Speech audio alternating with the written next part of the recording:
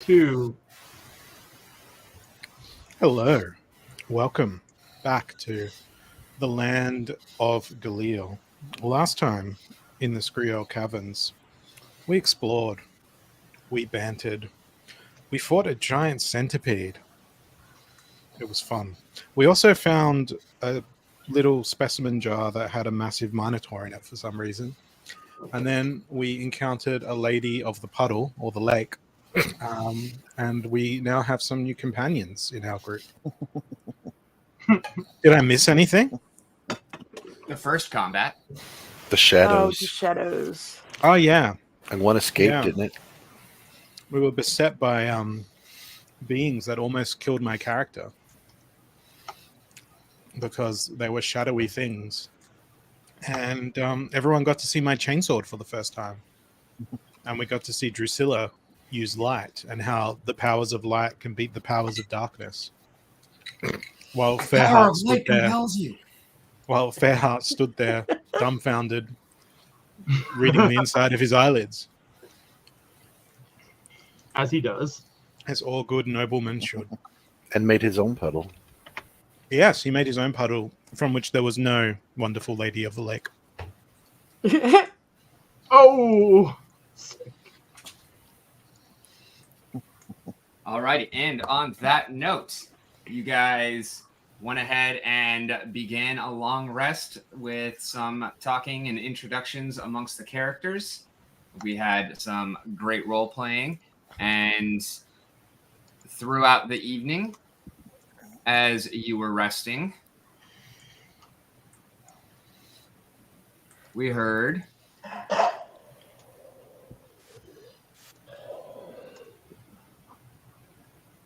Come in. I didn't really hear that. Like, I'm not sure I can deal with it. Oh, come in, you little cutie.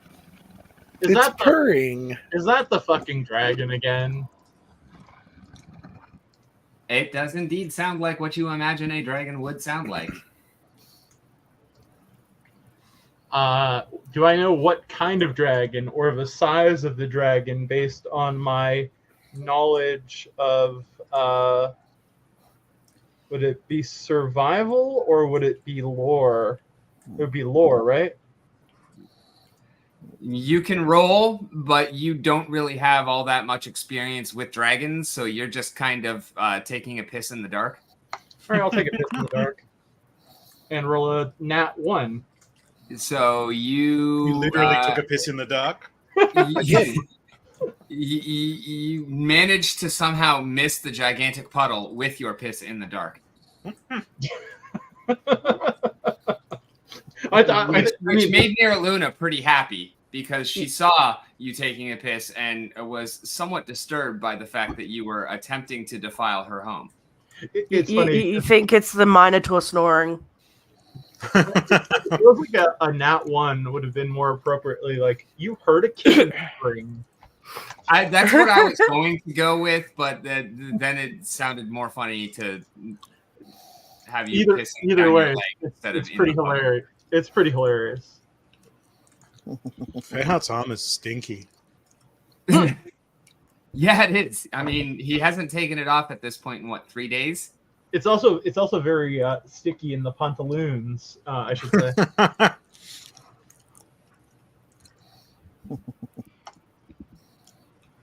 Alrighty, so we do not have everybody on the board here. Who in the fuck are we missing? So remind me, what was Minotaur and Lake Lady's names? Minotaur is Seagull. Seagull, yeah. And then Nera Luna. Nera Luna. And we are missing Nera Luna. Party. No, Nera Luna's there. Right there. Rockin'. Oh, wait, you're... rolling. Oh, you're yes, in the right, next... let me We're all in the activate intro. Okay. Nera Luna is there now. We need Drusilla. Fairheart. I'm trying to move 1, the. 2, 3, 4, 5, 6, 7, 8. Now we are complete. I don't seem to be able to drag. Oh, there we go. Okay, never mind. There we go. Crackle's missing, I think. Yep. Yeah, good point. Good point.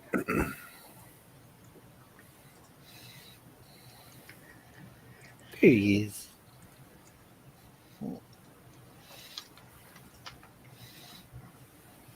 And at this point, you have awoken. You've gotten your full rest, and you are ready to begin exploring. Is HP back to full?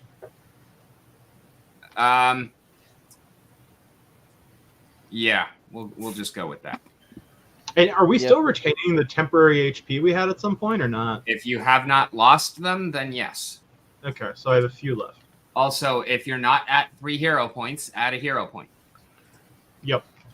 And if you are at 3 hero points, or if you're not at 3 hero points, don't forget that you have hero points and fucking use them.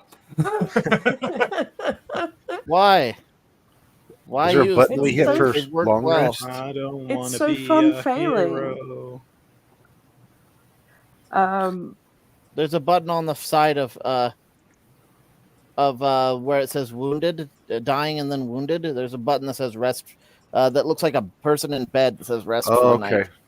okay. I don't know if that's going to do what we want, but Let's see. Well, Where do we add our hero Yes, it point? did. It did. And so at this point, yeah, you'll be back to full health. Moving forward, I we'll won't. just use that button. Okay. I assume Um, Drusilla used some healing on me to get me up. If I'm back up to full. Yeah. Okay. Now, I'm guessing that Fairheart took this opportunity to take his armor off and wash himself and it. No. Oh no! Actually, no, you did, because you said that yesterday that you were taking it off in the Oh, okay. So do I have not to put it? yesterday, but Yeah. so that- you actually are cleaned up. I would imagine that the leather fittings and whatnot, you're still a little bit ripe because you're not exactly properly cleaning things, but you're not a walking stink bomb anymore. Did I maintain my armor as I would? Yes. That's we're just assuming that you're doing that on your long rest. Oh, and am I because- putting my shield back to full health? Shield HP? No. Okay. You don't have You the will have tools to for that. actually have access to like proper tools and equipment for that. Okay. Okay, I got that fixed because that was annoying me. Arcticus, your familiar, now actually has a name. Yay. Did It's it not? no- It was Arcticus familiar, I think, is what it was. What it said. Oh, in the actor list it says Crackle Frost Familiar. So I Yeah, thought but the that- token, the token name was different, so I just had to update the token. Gotcha. Okay, good call. All right, so Kyla is still feeling a pull to head north. To the hatchery. Kyla, why do you feel that way? I think it's the I think it's the hatchery. It would be the last place we'd abandon because that's where the younglings would be. Then we should go there. I'm gonna pull out my ever burning torch so that I actually have light. You I guys will- still can't hear me, can you? Yeah, we Oh, can. I now can I hear you. Oh, son of a bitch.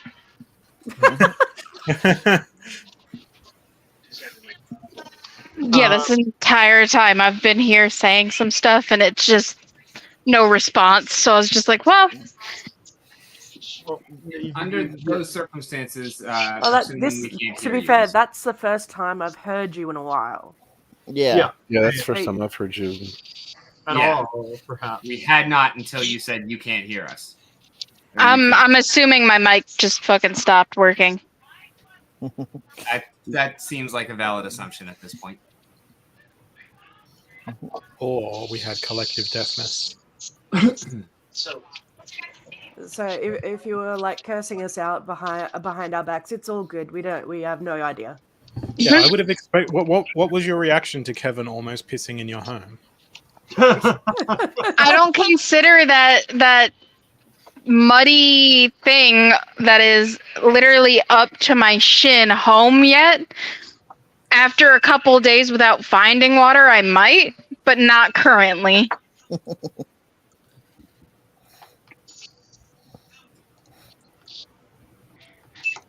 I can't get upset at somebody for peeing in the water when fish do it all the time. Fair.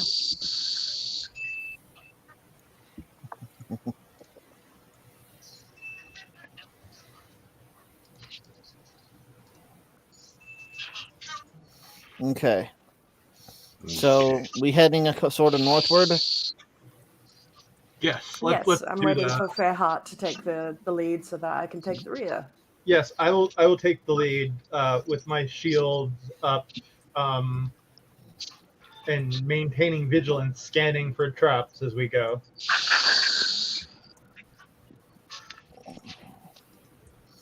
I think Ziggle should be next in line. Oh, I need to actually move my character. I always forget about that part.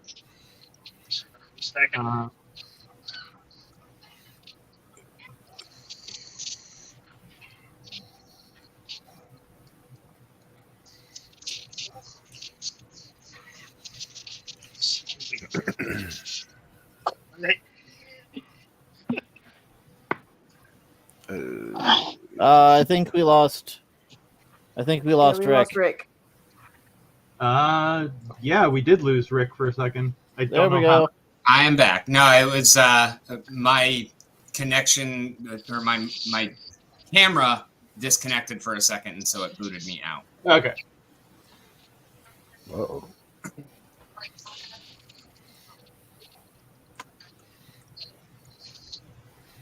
All right, so you can see as the group starts to get into marching order that the caverns continue to expand.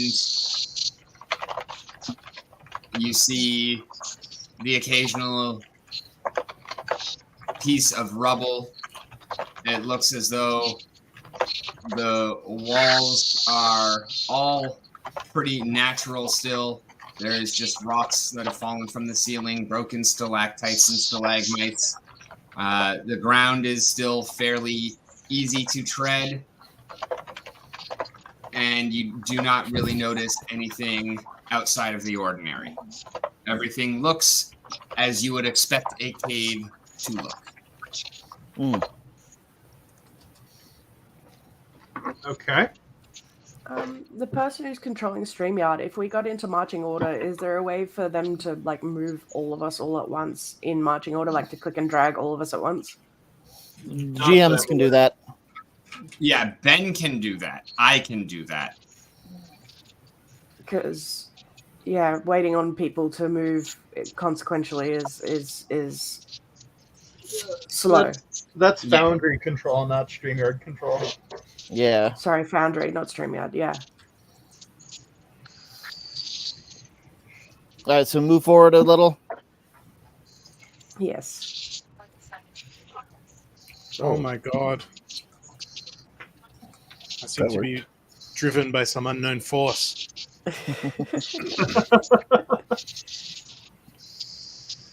So Ben, do you know how to do that? You just on the actor thing, click and drag. So you Yeah, can select I can multiple. I can click and drag and move them.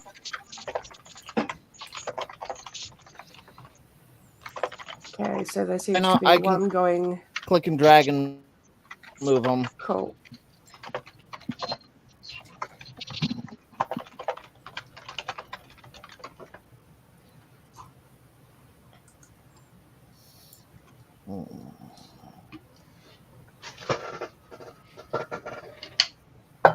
So what direction from here? Oh, Well, that seems to be a dead end. I want to poke forward and check this little area where it seems to be a dead end. Okay. Okay. And it looks like it's a dead end, folks.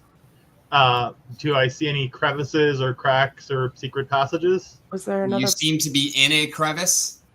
You go ahead and roll perception to inspect. Yep. Perception. God damn it, I'm nearly blind right now. Bloody Mary, Bloody Mary, Bloody Mary. I can't fucking read my screen. Sorry. Where the hell is my perception check? On the main character sheet. No, I know. Oh, here it is. Sorry. Okay. Yeah, I literally just couldn't see. Oh, that's a nat 2. You look around, you feel the walls, you touch and poke and prod, and you feel rock. I'm like, hey, Kyla, come have a look at this. I feel like there's something up. It's the other direction. It's just a regular crack. I think it's the. I'm pretty sure we go the other direction, Okie dokie. which I agree with.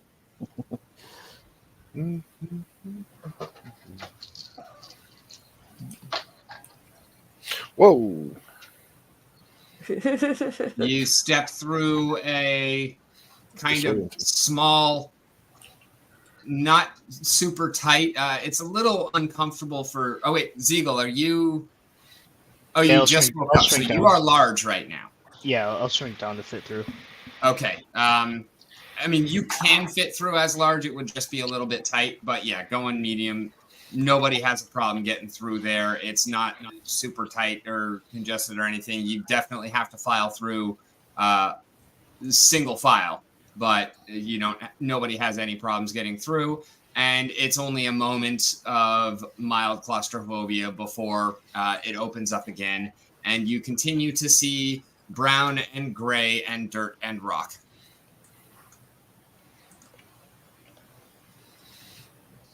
I will detect magic. Arcticus detects magic. He mutters a couple of words and waves You his probably hands. won't in run front into of him. anything. He concentrates on everything in front and sees exactly what he expects to see among the player characters and nothing else. So are we trying to find our way out? Trying to find our way north. I'm just trying to find my way. I'm just trying. In this strange world, Ron.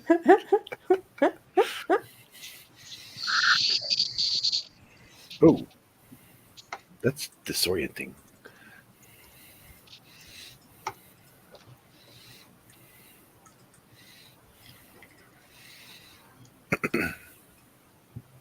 Okay, there seems to be a pathway south and a pathway east.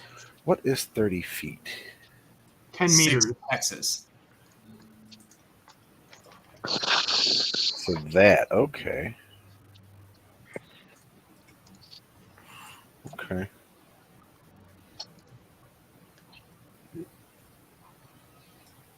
It's a hefty size. Hefty, hefty, hefty. Wimpy, wimpy, wimpy. Where that first ping was, right here, you see a big-ass boulder that even Ziegel in large size is like, I don't think I can lift that. Half Patches is back. Oh, shit. Yeah, I mean, I'm never going to be able to notice that because my bar... Damn it. Let's see if I... Hey. Okay, Hey. wait. If I... Okay. I'll just zoom all the way out to the point where I can't read chat. It's fine. I can just put that in the main chat, which is very visible to everybody. Everybody Never who's actually got the chat bar up.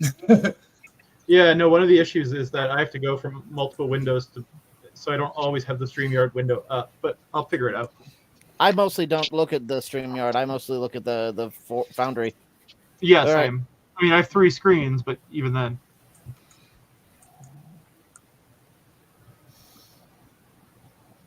All right. So what did I miss? I missed a couple of sentences. Arcticus detected magic and did not detect any magic. Okay, and I heard something about a boulder.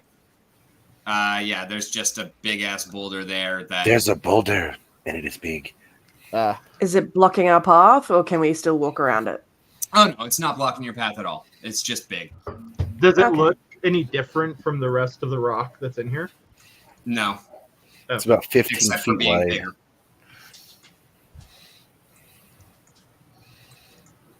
Cool. Let's walk around it then. Yes.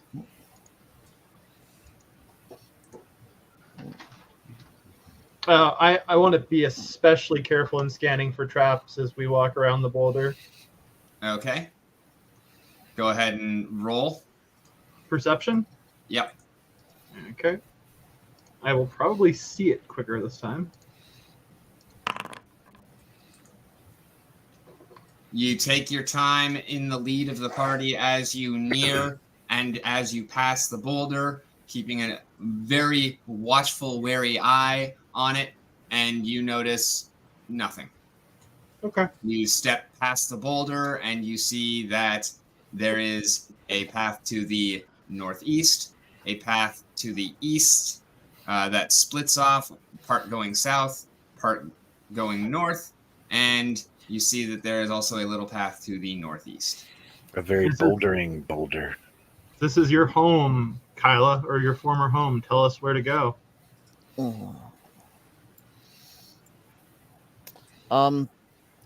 What direction did you say I have the? I'm getting a pull towards just north. Yeah. You know that the entrance is the way to get north is going to be further east. Okay. So likely the north, likely this path is a dead end.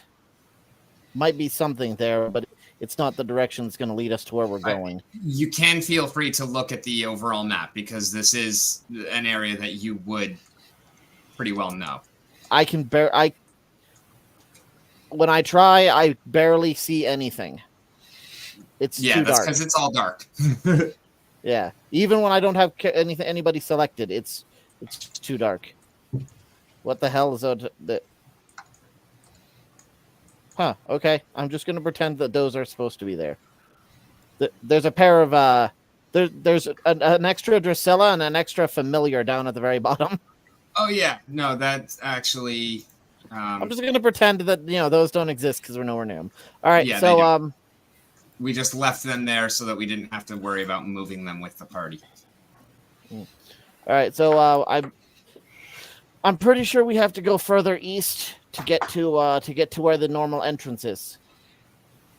With great respect for your knowledge, I shall follow you. I will follow you.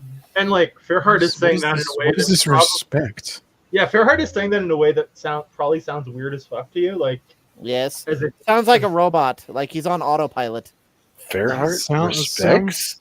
It sounds like he's been digging into them pixie sticks again. I don't think he Are you has them saying that- anymore. Are you saying that out loud? Yeah. I'm like, Lurith, you slag. I am a servant of Solos, and I do not consume things that will harm the temple that is my body. Just utter look of disdain. I literally see my reflection in his shiny armor, and it's a piercing, gallant reflection of contempt and disdain. As it is moist with moisture. Everything is very moist.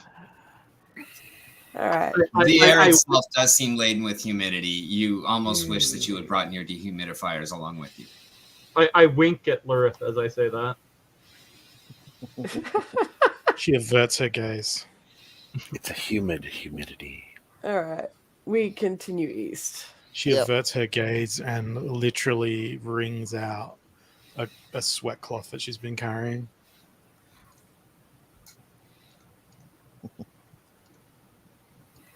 Sweat cloth.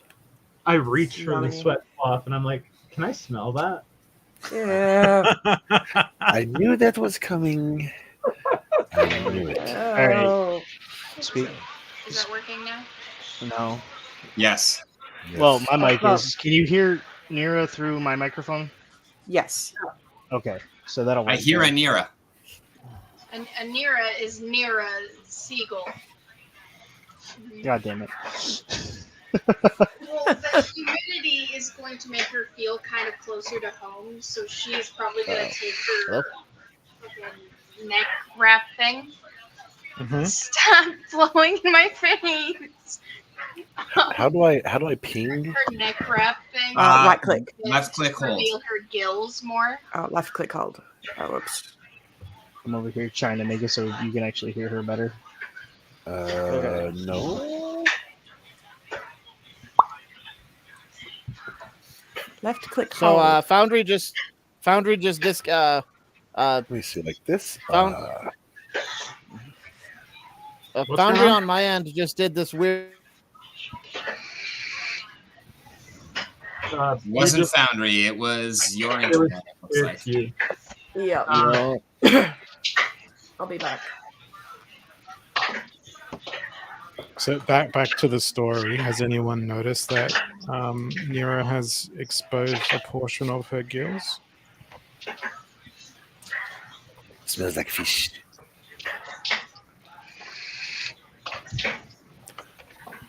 It sounds like no. Okay. No one's paying attention. I was paying attention. No.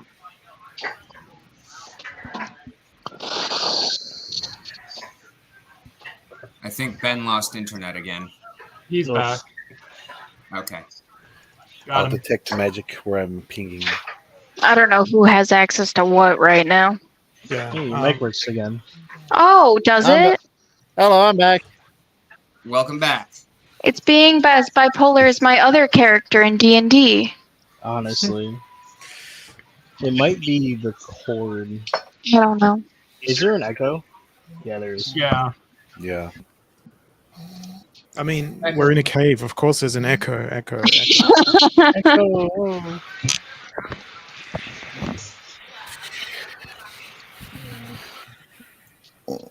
Okay. So Uh-oh. I love it. It's an echoing echo.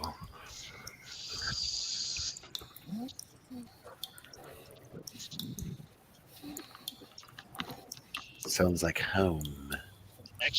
Oh.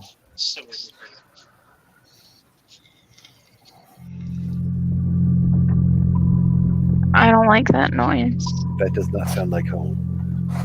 That does not sound like home. That sounds like the lawnmower outside is driving past. That's what they call the good old two strokes. That sounds like daunting music right before I get into a fight. I'm detecting magic right there. I'll fight. I'll fight Fairheart with you.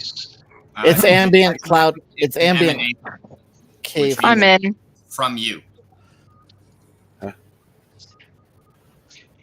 You detect from yourself. I You are detect magical. from myself. And you detect all of the things that you expect to detect.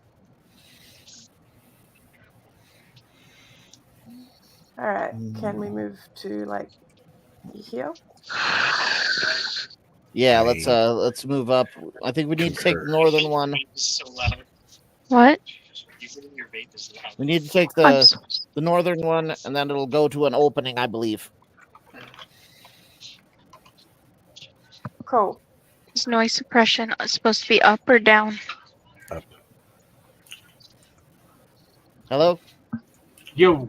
Yep. Hello. Okay, I wasn't sure if anyone was able to hear me. No, Yeah, we we were. heard you. We're just waiting for you to move the characters. Yep. Oh, I stopped doing that when I realized Rick was doing it too. So I'll okay. I'll get him. Get him.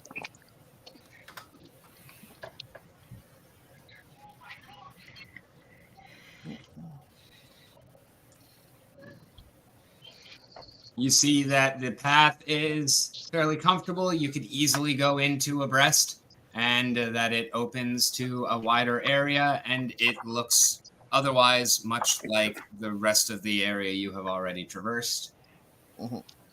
I definitely misheard that, but okay. You heard breast. I heard breast, yes. abreast, walking.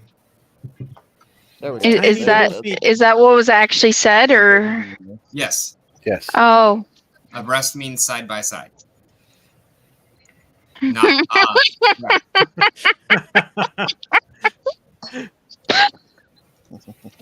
Yes, it does. Yes, it does. He didn't say a bosom. He said a breast. I really hope they're side by side. You see a big old boulder blocking a path off to the left, which does appear to split to a tiny branch going north and a branch. Lurith gets excited. She thinks there's a tree nearby. You see a little extension off to the south as well, and the path continues east off into the darkness. Whatever direction we go, I'm going to check closely for traps when we hit the juncture. This smaller boulder, does it look like as if the Minotaur could possibly shove it out of the way? What's the bulk on it? It looks like with a concerted effort of teamwork, y'all could probably move it. So I can carry 6. Kyla, is it through this way, or are you being pulled in another direction? No, the entrance is just. I feel a pull to the straight north, but the entrance to that part of the caverns is further east from us. Alright.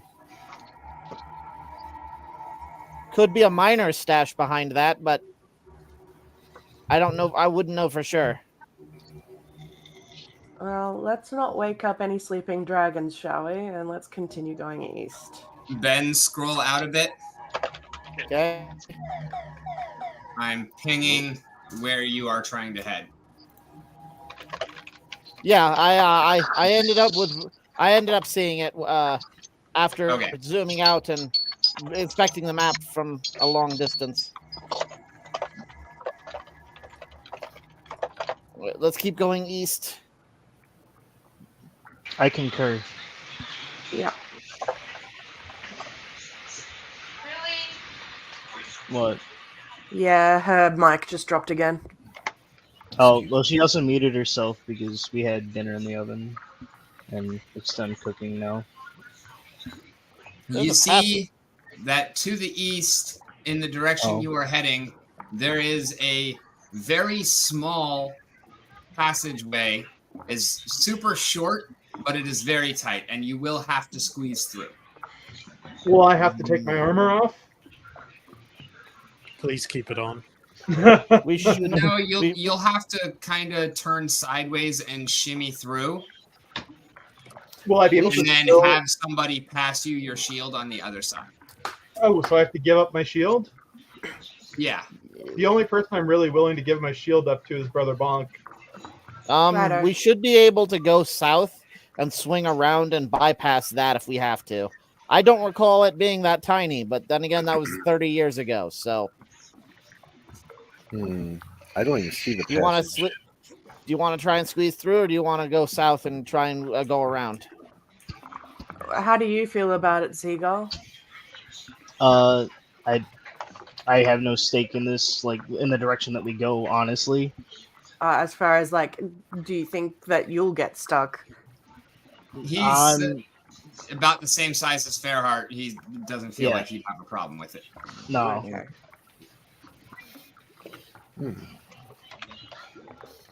Fancy shrinking down trick works. All right. Let me go through first. Since it is a kobold tunnel, I should be able to squeeze through it fairly easily. Yeah. Keep an eye out for traps. Keep an eye out for traps and be safe, Kyla. I say, sounding super earnest. Thank you.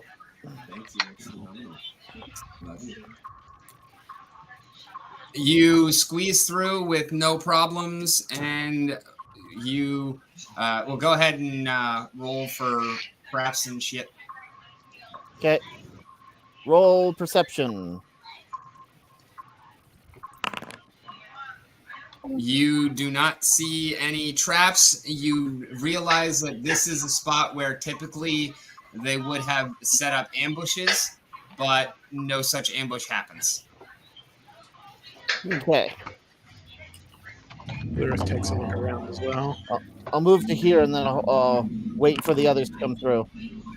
Bearheart is very paranoid as he's going through without a shield, and also takes a very close look.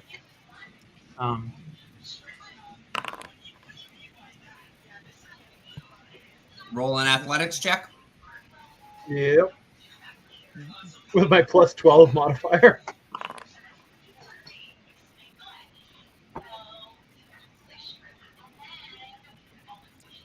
You are able to squeeze through with just a little effort. It takes you a bit of time to get through, but you don't have any actual problems. Your armor is a little scuffed up on the other side. No actual damage, anything like that. And Brother Bonk hands you your shield back through, and you're good to go on the other side. I pat Brother Bonk on the back and say, "Thank you, brother." Lurith, you got through with no problems whatsoever because you're graceful and lithe elf. Brother Bonk, give me an athletics check.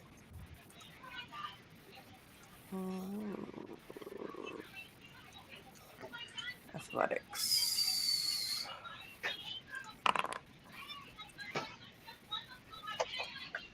Brother Bonk cartwheels through it and kind of hits a toe on the wall, but doesn't have any ill effects or anything like that. Oh. What? Oh, I missed that. Zeagle has dark vision. Yes. I missed that earlier. Which means your character has better eyesight in these caves than we do. Oh, outside of me. Well, I was gonna go next, but I can wait for anybody else who wants to go. I can bring up the rear in a sense on this case. I have dark vision too.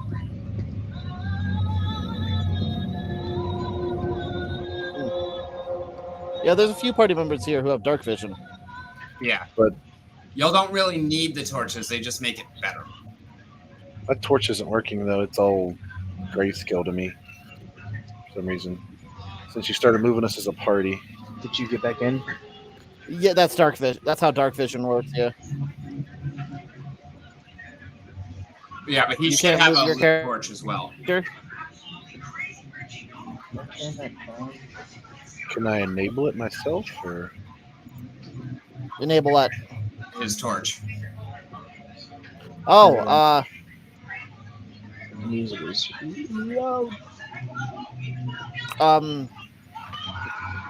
inventory, torch. There's the little box. There's like box, question mark, right pad, and trash can. You have a box. You can click on held one hand, and it'll automatically equip a lit torch. there you go.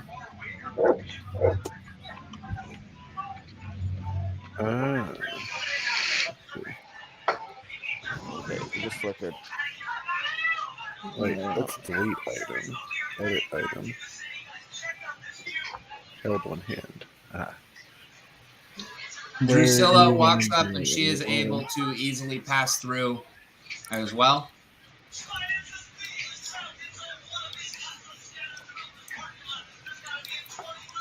Whoever's going next, roll your athletics. Alright, I will go next. Just maybe this play's getting. I should really roll athletics.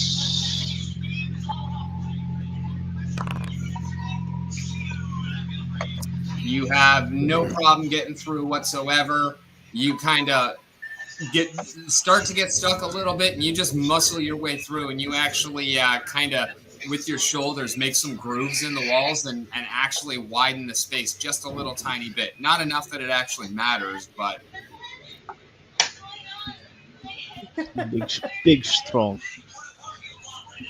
Strong like ox. I'll just waltz my Literally. life little body through then. Yep.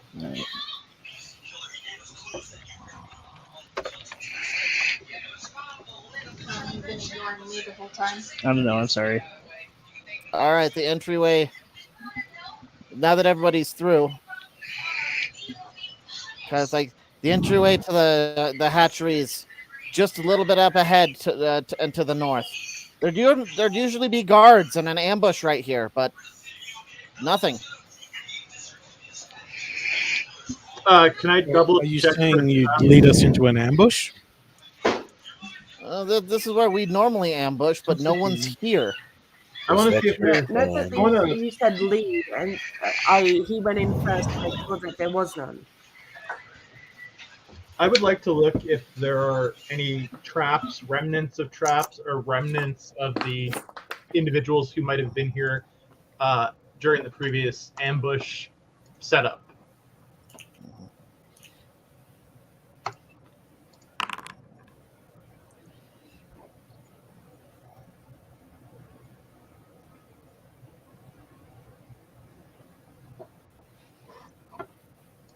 Did we lose Rick? No. Okay. Where I'm pinging, you see little, almost like hunters stands that would be up in trees. You see them kind of up on the walls, where you can imagine that if there were kobold archers placed, that they would have been particularly effective at absolutely riddling anybody trying to come through that small gap. Am I tall enough to like look into the hunters stand to see if there's anything left behind? Which one are you going to look at? I would like to look at both of them. I'll go left to right. I pinged like 6 times. So tell me They're where you're above. going first. Sorry, I'm trying to control this properly. Roll a d6. Where are they again, Rick? On relative? Can you ping them again? All over the place. Okay, I'll go to where's my fucking character? Oh, here we go. I'll go to this one first, and I'll check for traps, and then Roll athletics. okay.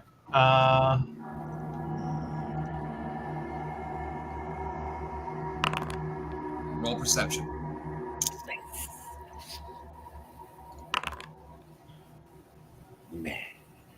You walk over to the wall. You're able to find handholds enough to pull yourself up because it is a couple of feet over your head.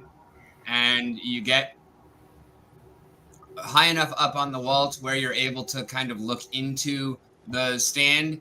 And all you see is dust and really no equipment or anything like that. You can tell that it has been used. You kind of brush away the dust. You can see some scuffs and whatnot, as though it had been, put into use previously, but it looks as though it has been abandoned for years. I go check this one here now. Roll athletics. Yep. Whilst he's doing that, Roll perception. Yep. Well, Repeat the last. Perception again? Exactly the same thing. You get a couple of handholds, you pull yourself up so that you Okay. can see in there. You Are there brush any- it off, and you see that it looks like it. This probably would have been like if there was only one kobold here for an ambush, it would have been probably on this one. But there's nothing there. It looks like it was well used, but has not been touched in ages. And that's the last of them, right? No, that's the second one out of the 6. Oh, I'm gonna do all 6. So I don't think roll you're gonna- athletics 4 more times. yeah.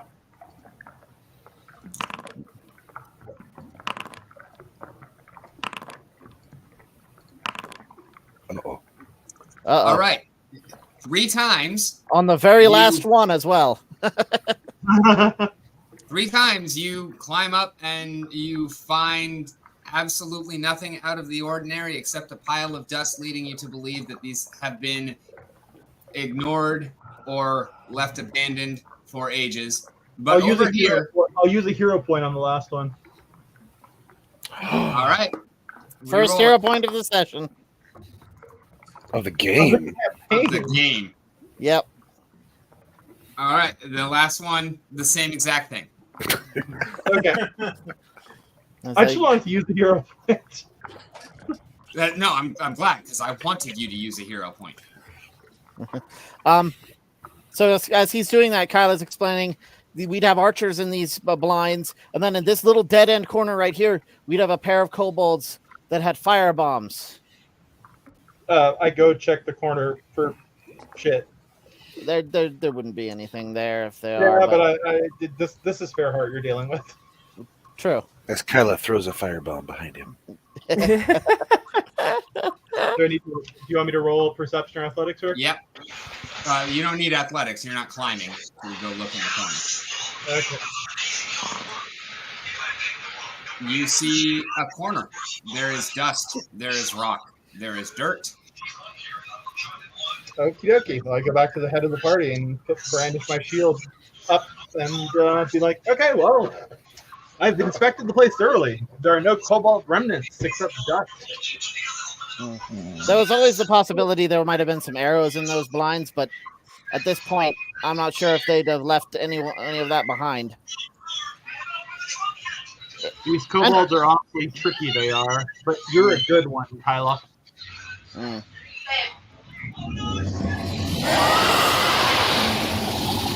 What did you do?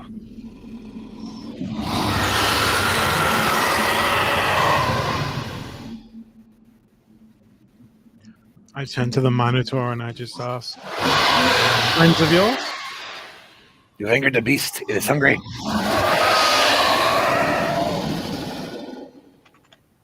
Did anyone bring a can opener? Can we offer it a snack? We already have a can. I have a lurking suspicion that a nest was a. I have a lurking suspicion that there's a dragon somewhere up ahead. You think? It shouldn't be an old one. These tunnels are too tight for a particularly old one. But Then reread Mr. Lizard. character chat. Reread character chat. Kevin, would you be able to delete and block some Oh, of Yeah, their comments? that's exactly what I'm in the process of doing. Cool. I thought I already did that. You may have. I'm not seeing them. Nasal bun. Yeah, I destroyed them. Oh, bad. Got it. Nice. But he just wanted to offer you flexible and convenient order management panel. Yeah, man. I need the finest organic growth for Lurith. Okay. Back.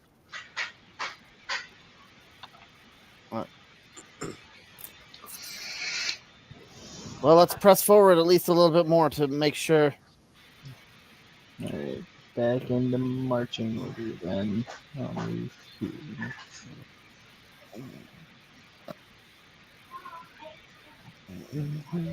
I don't want to ping that. Alright, that's just how much I take up the spaces. It's fine. Your character's huge. I know. It's ridiculous.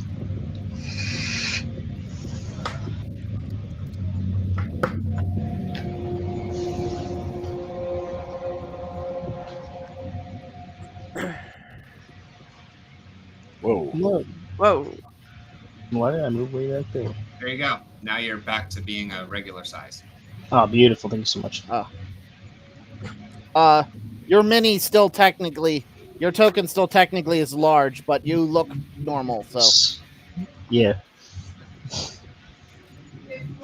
Kyla stops and is like, "This is the entrance to the hatchery area." I want to check this for traps 10 times. No. No, I know. You know what I mean. Like, Roll it. metaphorically. Objects in rear view Mira, foundry may can be you smaller than move they appear. up a little so that you're not at the back? Hey Rick, can you tone down the ambient noise because it's drowning out a lot? Yeah. If you go to master volume or user volume control in the music setting and pull down the playlist volume, that'll lower the volume of the ambient. Yeah, I've been doing them all individually. Oh, there you go. Thank you. You're welcome. All right. Lurith and Nira, would you be able to move your characters up so that you're not at the rear? Yeah, I can do that. We can sneak up. Okay. How about there? Thank you so much.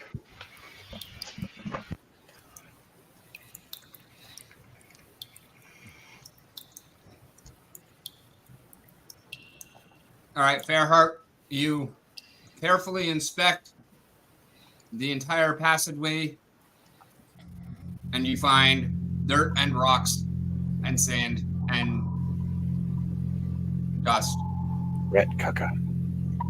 And I would like to put some of the dust on my finger, point it in Lurith's direction, just bizarrely, then sniff the dust. And I'm actually curious as to what the dust smells like. If it smells like regular dust, or if there's some weird kobold shit going on. it smells vaguely dust-like. Okay, so it's regular, Magical dust. it's regular dust. It does Yep. not smell like pixie dust. Good. Lurith doesn't even notice you. She's just glancing down at Nearest pretty clothing. Oh no, trust me, she notices me. You will be greatly. I don't think it's up to you what she notices or not. Well, if I literally go stand in her face and do it in front of her, would she not notice me by default? You didn't say that you went over there, though. You said that you picked up some Well, dust and then pointed at her. So If she if she didn't, wants to not notice you, that is it. Lurith remarks that she's astonished that your olfactory senses can pick up anything beyond your own stench. I'm She then mystified. I'm gently pushes you back to the front of the group and go, seek out danger.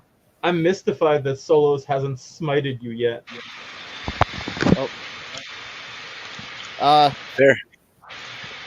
Did you guys see the message?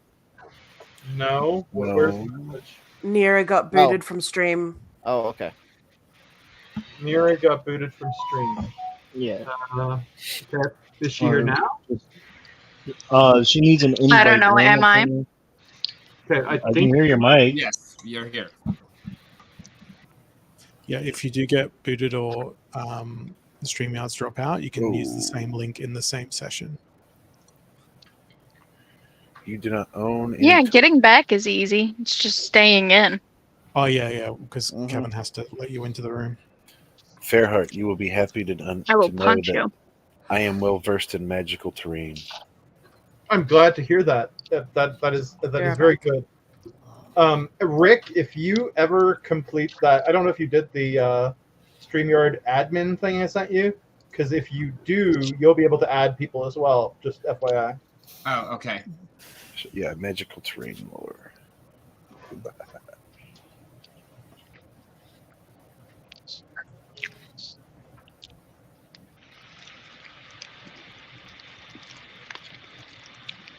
Also, whoever admired my pretty clothes, I'm going to shrink away from a little bit. Lurith acknowledges that and stops. Lurith is such a creep. Is that said out loud? She Yes. lifts her leg and places it on the buttocks of your mail and pushes you back to the start of the group. I pose for her like a Greek statue as she does You that. fumble and tumble forwards. She's not fucking around. Isn't she also tiny? No, Oh, she is No, taller than you, or just about as tall as you. She's just, Skinny. small. It's- Wait, who? All right. Hatchery.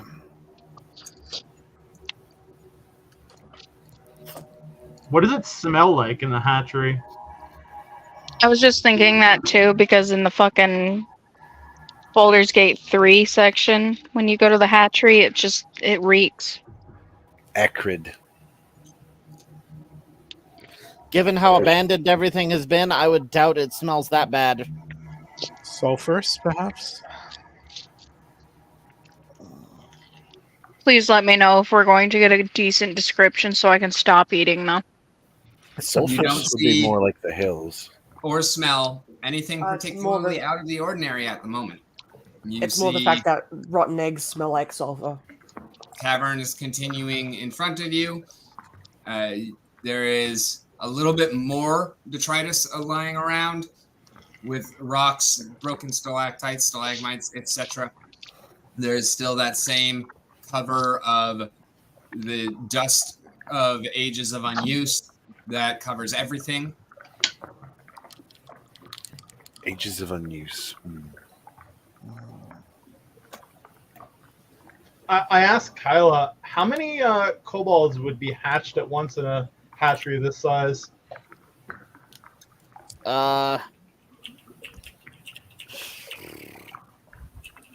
This size, the size of this settlement, if you'd probably it have a was couple full. hundred.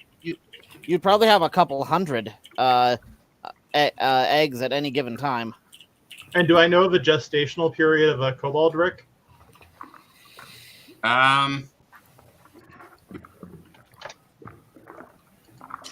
I get the feeling that Fairheart wouldn't know, but they Yeah, I don't think you would. really proclaim that they did, but they may or may not be correct.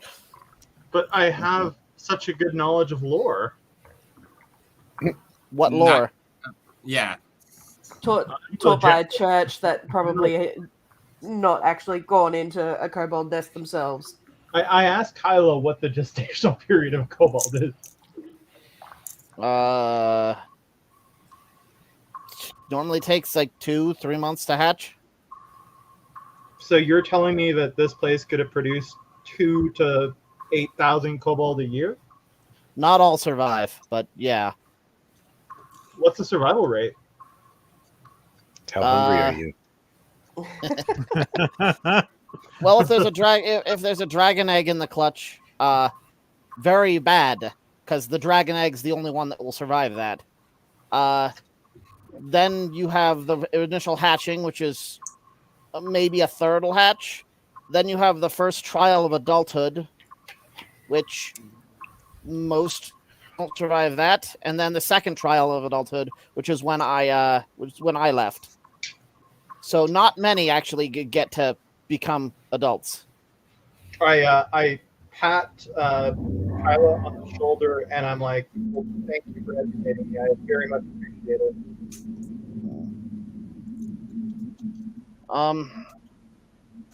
See, I think the egg zone is to our west.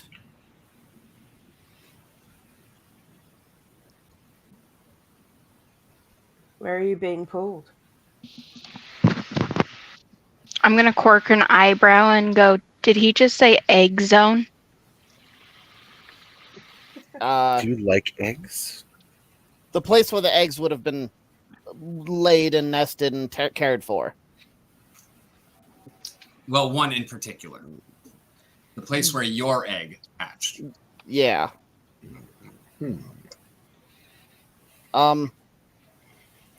There should be a large chamber up ahead. We can stop and scout in rather than this hallway. If we want to move a little further forward. Let's go.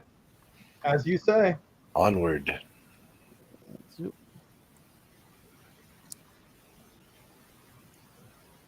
Whoa. I moved everybody in a bit of a jump forward. I blinked magically. All right. If we go straight west, it'll curve north and come up to a large chamber. You do notice a couple of differences from what you've seen before. Off to, well, right over here. You see a little, almost like a geyser. Not really water coming out, just a little bit of kind of almost like dirty air. Mm. I carefully checking for traps. I will and putting my shield up in front of me. I walk towards said geyser, and tell me if I have to roll anything before getting there. Roll perception. Anytime you're checking, you got to roll. Detect magic. Does it smell like bad breath? You do not see any obvious tripwires or pressure plates or anything that you have come to expect as far as a trap. I would like to like this air of it's being pumped. I'd like to like put my hand in it and like bend long enough for, unless I'm being burned by it or something, long enough to like smell to get the smell in my hand. What a You strange creature he is. approach it and tentatively stick your hand out into the flow of the air. It feels a little chilly, but not super cold, anything like that.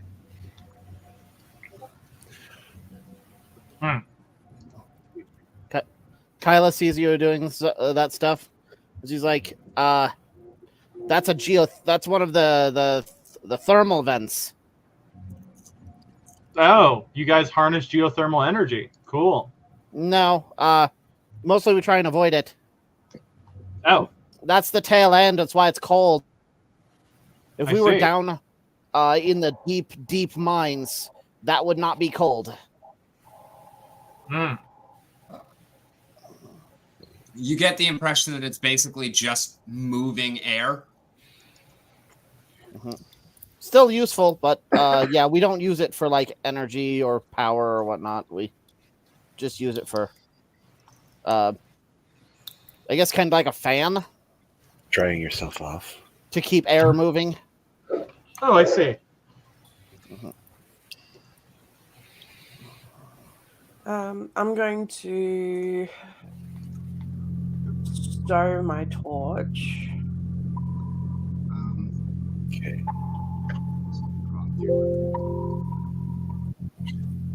And Brother There. Bonk's been a little bit on edge since hearing the dragon screech before. And he's going to sneak ahead Sneaky. without the torch to basically take a look. We'll keep pace a little bit behind you, far enough behind you that that we're not going to interrupt, but close enough that we could sprint and help if something happens. Yeah. And I will keep my shield up. We know that you spend all of your time keeping it up. All that effort.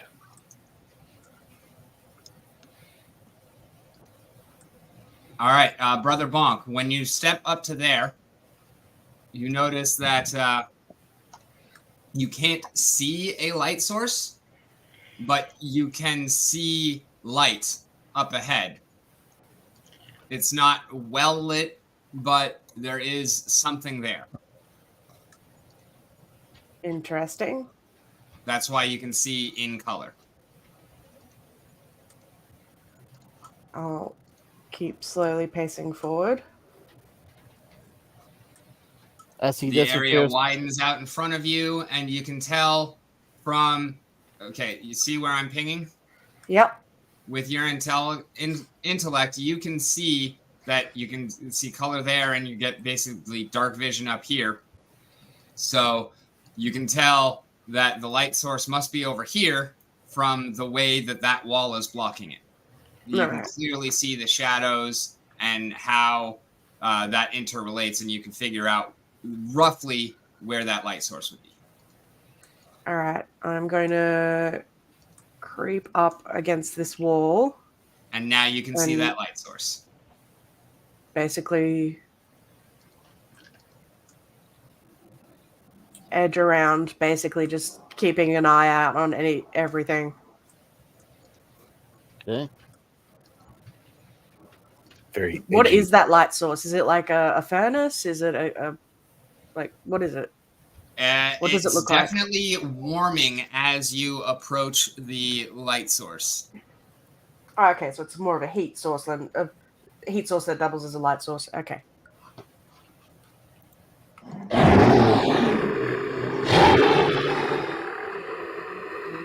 Fuck this shit, I'm out. Sounds like a kid, and I say. Out of character. Start the car. Nira for sure shrinks back and embodies "fuck this shit, I'm out." Fairheart peacocks, looks at Lurith and says, "You game, girl?" Lurith is already in front of you, Uh, screaming, at- "Kitty!" At this point, Kyla stops and's like, "Wait a fucking second. That's the warning system." Are you fucking kidding me? You're only telling us this now? Lurith turns back. I haven't been So here there's in no 30. kitty? I haven't been here in 30 years. That's the warning system. Yeah, it yells out that roar when somebody reaches certain points to warn people ahead that people are coming. I call bullshit. Your warning system is a dragon's roar. Well, yeah, Can you do insight checks against players? And dragons is this a come. magical system? Because I haven't been detecting any magicals, anything. No, it's not a magical system. It's something using tremor sense, and like things sunk into rock. What in fuck's name is a tremor sense? You ever seen the movie Tremors? No. Oh my god! How have you not seen Tremors? Great movie, by Get the way. out. Just go. I will add a post-it to see the movie Tremors. And 2, and 3, and 4. 3 is stupid. 1 is good. 2 is okay. 3 is stupid. 4 is also fairly good. I don't know about the other 2. Nira is going to try and slowly explain what a tremor is to him. Does Nira actually know? Nira's aquatic. You don't really so much get that in water. No, you do, because she lives by the shore, and water still shows tremors. Any sound that happens by water, you can physically see it tremoring. Yeah. Lurith I think adds, she'd Yeah, understand an the earthquake idea underwater behind would be really loud. Yeah. Lurith adds that the tremors are like when Fairheart's legs were shaking earlier and he started leaking. Brother Monk's going to backtrack and go tell Kyla, like, there's multiple pathways, southwest, northwest, and north. And there seems to be a furnace of some kind to heat the area. it. Yeah, that Lurith is just gonna prance Which on way ahead. to the west? that makes sense. Let's get into the main area. Lurith is just gonna prance on ahead, knowing that it's only a warning system. Well, what happened? There we go. As you get closer to the glowy red orb, the temperature rises significantly. Not enough to be harmful, but enough to be uncomfortable. Warmbringer. Does it look like this area has been lived in? Like it's been kept? Or is this just like an ever-burning torch situation?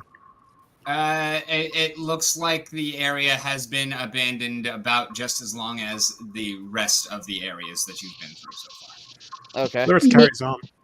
Nira is actively avoiding the heat. Mm-hmm. Lurith, where are you disappearing to? She's carrying on. She's literally prancing ahead because it's only a warning system.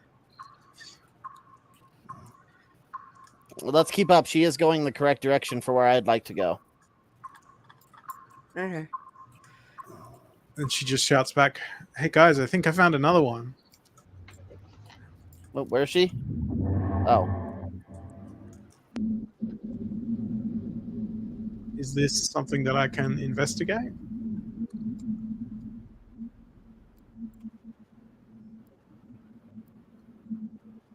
What the fuck? You all right? I can't fucking. Everybody I don't stop know moving why things. the hell it keeps fucking moving me back. Like I was trying to look at fucking Lurith and center on her, and it kept fucking pulling me off. You see some glowing red mushrooms. Okay, I don't know much about Kyla doesn't know much about Ooh. like glowing mushrooms that would be in caves. That would honestly probably do Lurith probably I would know know much more about about them it. since reading the book? Oh, that's a good point.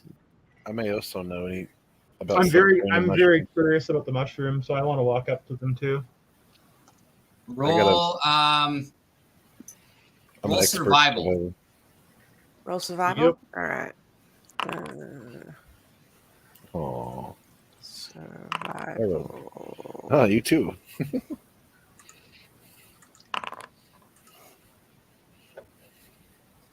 Brother Sure. Bonk, having just read about them, knows that these are probably edible and probably not cultivated because they wouldn't have lasted 2 years, give or take, as long as things have been abandoned. Also knows that they probably would not have naturally just grown in this cave. They tend to be from darker, deeper areas. Bing. Looking at Lurith the entire time, I pull out my utility dagger and cut all the mushrooms off at the bottom of the stem. And I put them in my sack. And I just maintain a gaze with Lurith the entire time.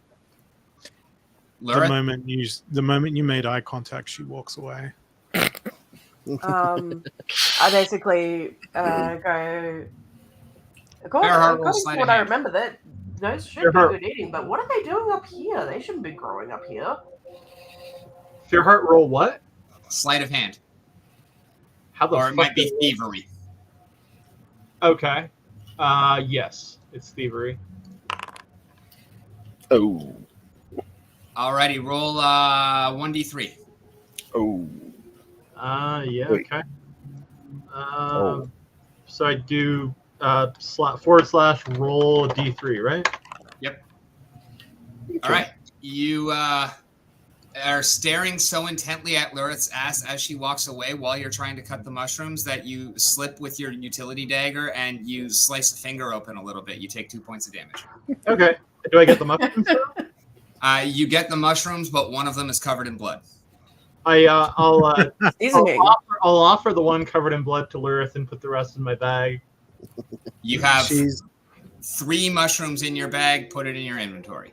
Thank you. she let You she keep lets on it forgetting fall that to the she's cave. vegan. She lets it fall to the cave floor. 1 bloody shroom, 2 regular shroom. No, 3 regular shrooms, 1 bloody shroom, although the 1 bloody shroom is not in anybody's inventory. And make sure you put glowing orange shroom. Is there any way you can help me with that, Ben? I struggle to add inventory items properly. I'm just adding containers randomly. Hold up a sec. Okay. Thanks, brother. I appreciate it. Where's Stop moving things. Sorry.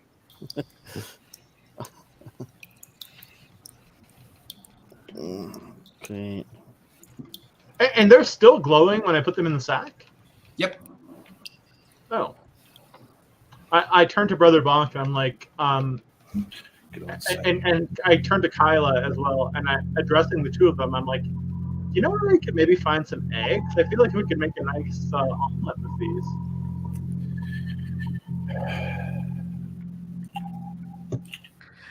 Oh, goodness.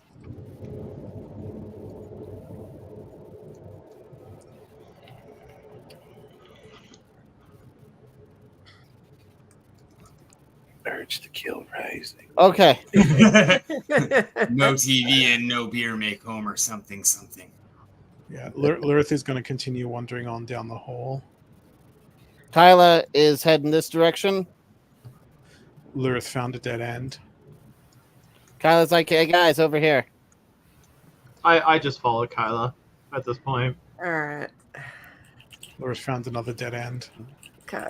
Yeah, we need to go a little north of that main room.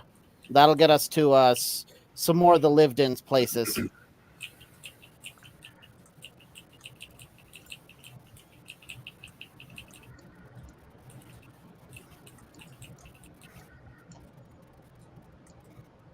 I'll meet you guys sort of by the fire. I did not start that fire. We didn't start the fire. It was always burning since the world was turning. Lurith is just going to head due north. I'm gonna follow Lurith. Lurith Okay. finds herself trapped in what she thinks is a corner. Lurith, stop. I'm trying to lose Fairheart. Oh, okay. Fairheart is like, Uh-oh. no, I cornered you before you got out. You moved over me. You're stuck in that corner. I'm there. This way, guys. I found something. Meanwhile, they're playing tag. All right. All right. They They should be all right. Non-consensual tag. They should be all right. Yeah. Let's head this direction. This is where I feel. This is where I feel I need to go. Wait, can you ping where you wanted to go? I just wanted to see what Fairheart would roll Okay. as reflexes. That's our tag game. Oh, Okay, I'm gonna roll reflex.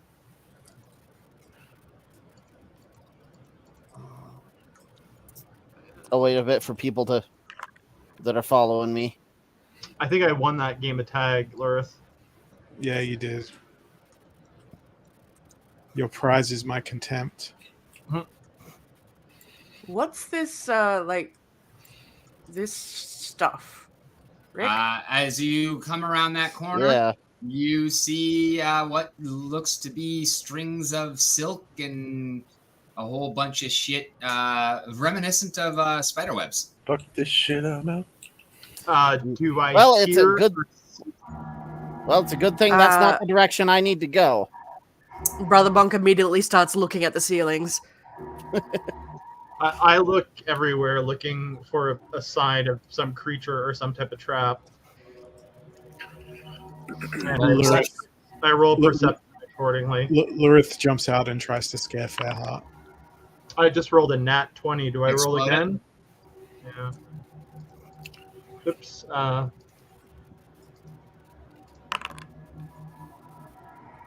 All right, with your 37 in perception, you look and you see that there's probably spiders around, but none of them seem to be actually doing anything or attacking you. You do notice that there does seem to be a vaguely humanoid shape outlined within the web, though. I point out at this humanoid shape within the web to Kyla, and I'm like, what in fuck's name is that? And I walk forward, brandishing my shield towards it, and in both common and orcish, I blurt out, "Who goes there?" Lurith I'll prep a spell. nudges him to shut up and just What spell are you investigate preparing? closely. Magic missile for the first spider I see that attacks anybody. Lurith wants to do a more First in-depth spider you see, or investigation. the first spider that attacks somebody? The first spider I see that attacks somebody. Okay.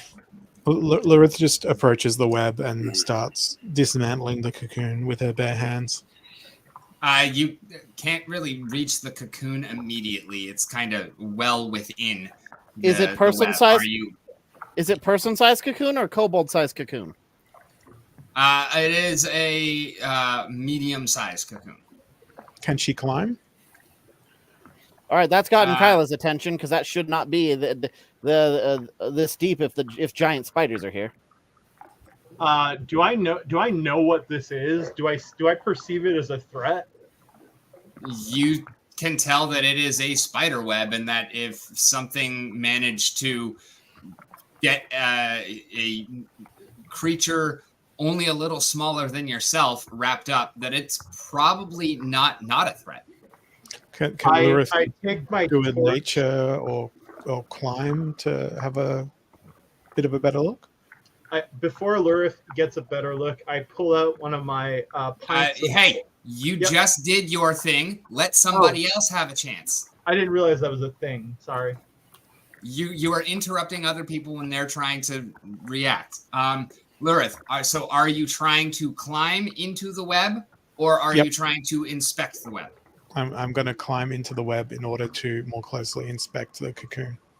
Alrighty. Give me a reflex check.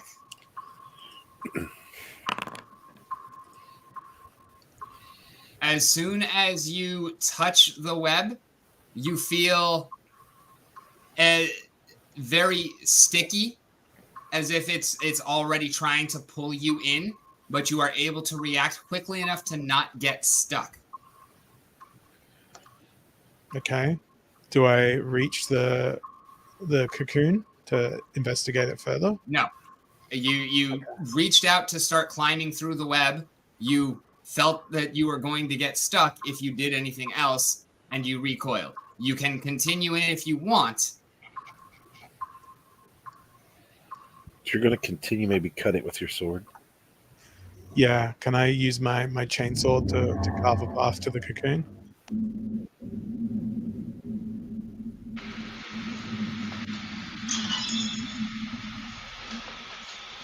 All right, you pull out your chain sword. Actually, you've already had it out because you're using it as a light source.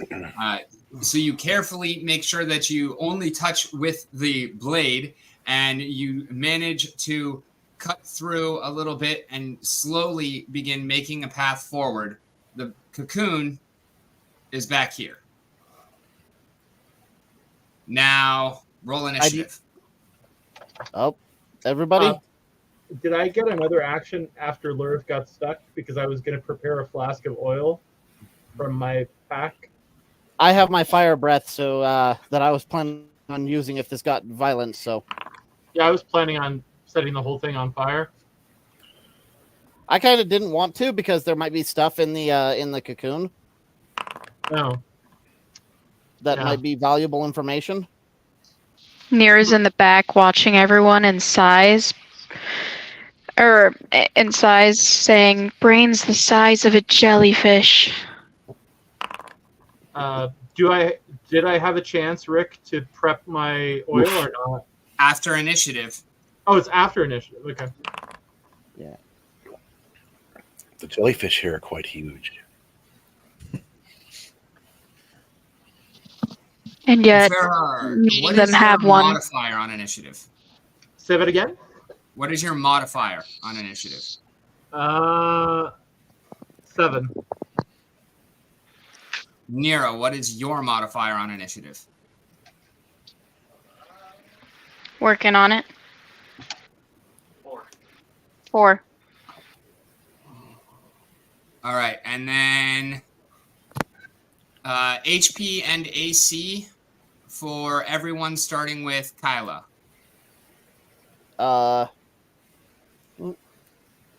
AC 20, HP 41. Brother Bonk.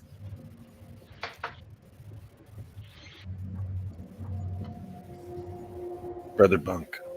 Hello, Brother Bonk. Sorry. AC 20, HP 46. Jesus Christ. What sort of monk are you? A fast one. Arcticus. HP 32, armor class 16. Do you guys have Eagle. armor? Oh, you do have armor. Hold up 1 sec. Okay. Arcticus might be wrong as far as armor goes. I have to check. Never mind. His armor is completely accurate. Nero Alrighty. Luna's armor needed to be fixed. Okay. Zeagle. Give me a sec. 46 HP. There you go. All right. Oh, there we go. Okay. 46 HP, 18 AC. Thank you, Lurith. 33 health, 18 AC. Earhart. 20 AC, 42 HP if I include my one temporary. And that's with your shield, right? I don't know the answer to that question. I think it's 20 with the shield, correct. Nira. 18 AC, 44 HP. Alrighty, thank you very much. Now, you guys.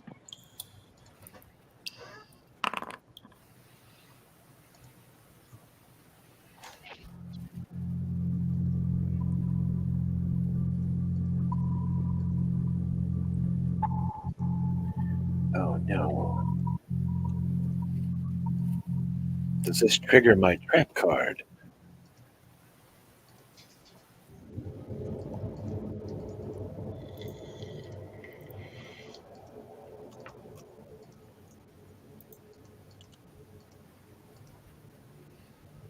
Seven.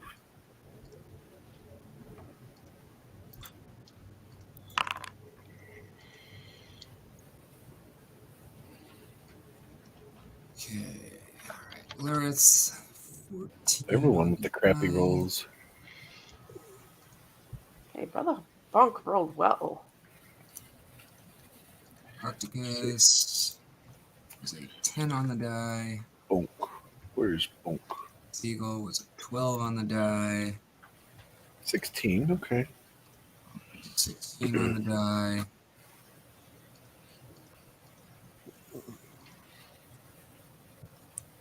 Kylo was a 13 on the die. That's so good. It was a 6 on the die. Nero was a 7 on the die.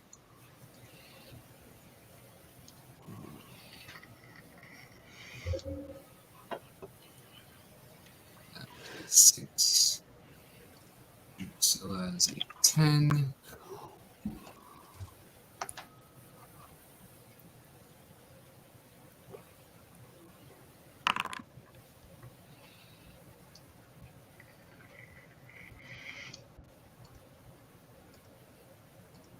Oh, that was high. Mm.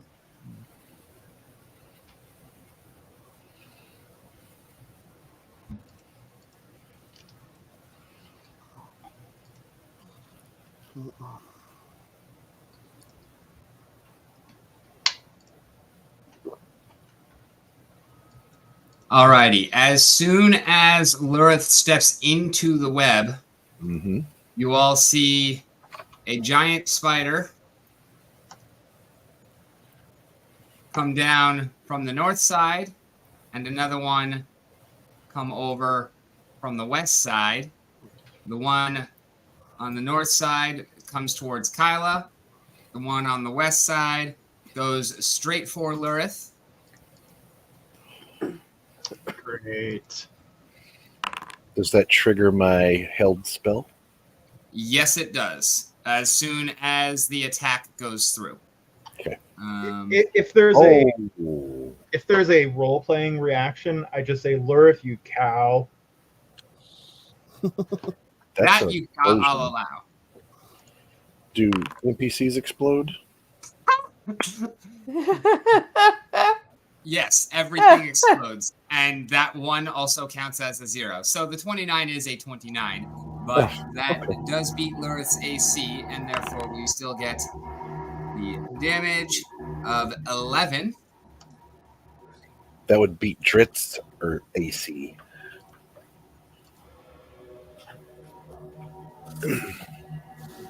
And Oh wait, that wasn't damage to me. Oh, wait, okay. No. Yes, it was 11 damage to you. Ignore the 10. I did not mean to roll that. Very good. Thank you, sir. And give me a fortitude save, please. Uh-oh.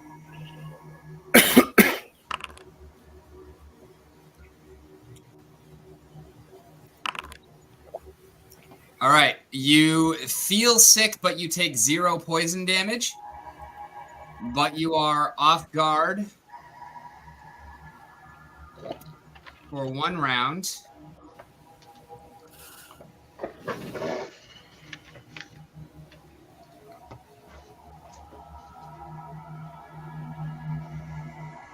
Kind of weird to be off guard when you were like cutting into a spider web. Well, you were focusing on the spider web that you were cutting and did not expect to get attacked by spider? the spider. And then the venom is actually Really? That just The venom is giving you off guard. It's making you a Yeah. little woozy. Yeah, it just sounds absurd. I get it, but it was like it's amusing. All right, now Arcticus, go ahead and roll your damage for the magic missile.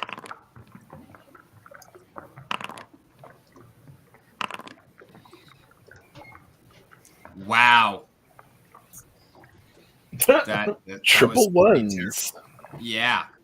So you fire, you pull, your quills are on your arms and on your shoulders, right? Head, arms, back.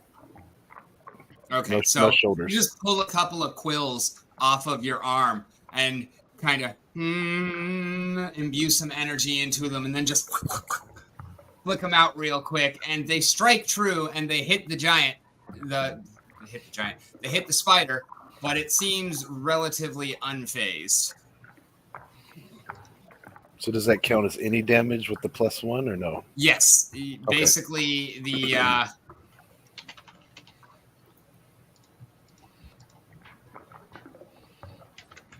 bonuses still count. The +1s, the ones count at 0, but the +1s all count. So effectively, you did 1 damage 3 times. Well, I mean, It 3 is is better 3. than 0. Yes.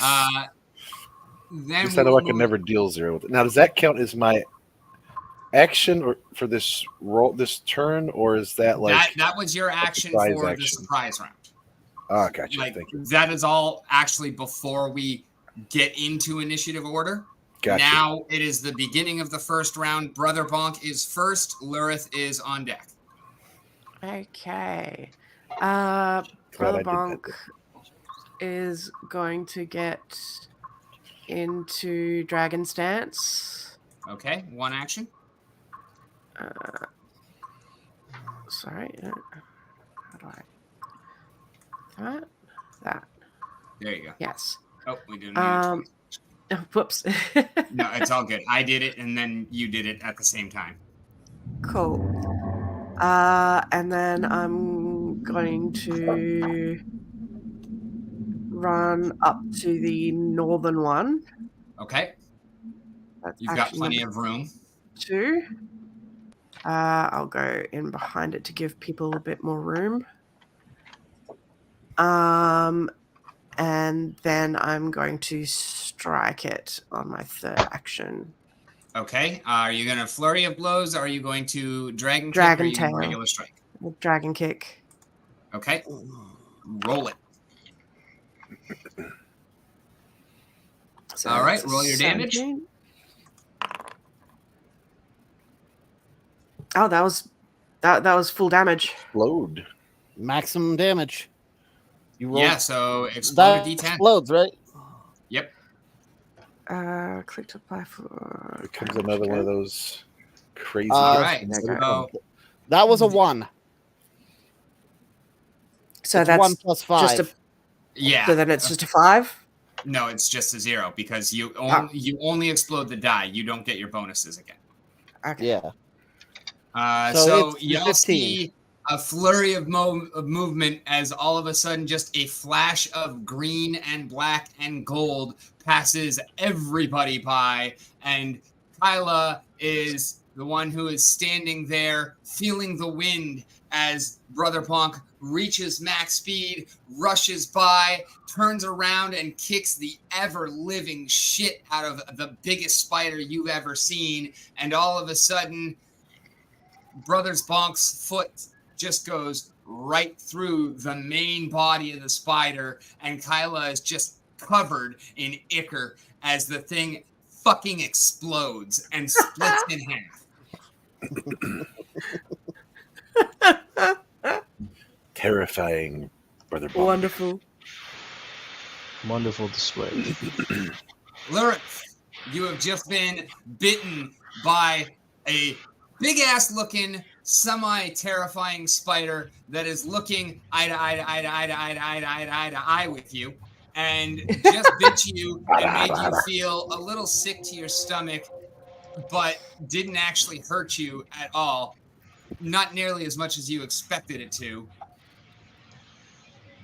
What do you do? Command an animal. What animal? The spider that's in front of me. Not an animal, it's vermin. I think. Lurith is like, but it's nature. It's insect. It Oh, is it is natural. an animal. But It isn't. It does. It is Never animal? mind. You It does have automatically animal fail if tag. the animal is hostile or unfriendly to you. Yeah. Yeah, it does have animal tag, so it is an animal, but it's hostile.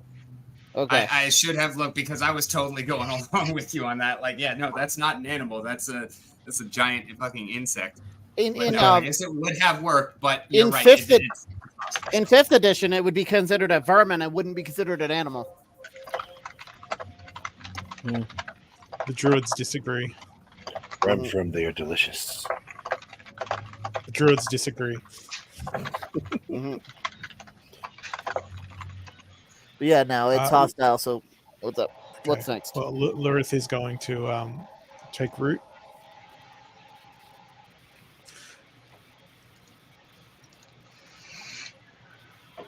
Okay.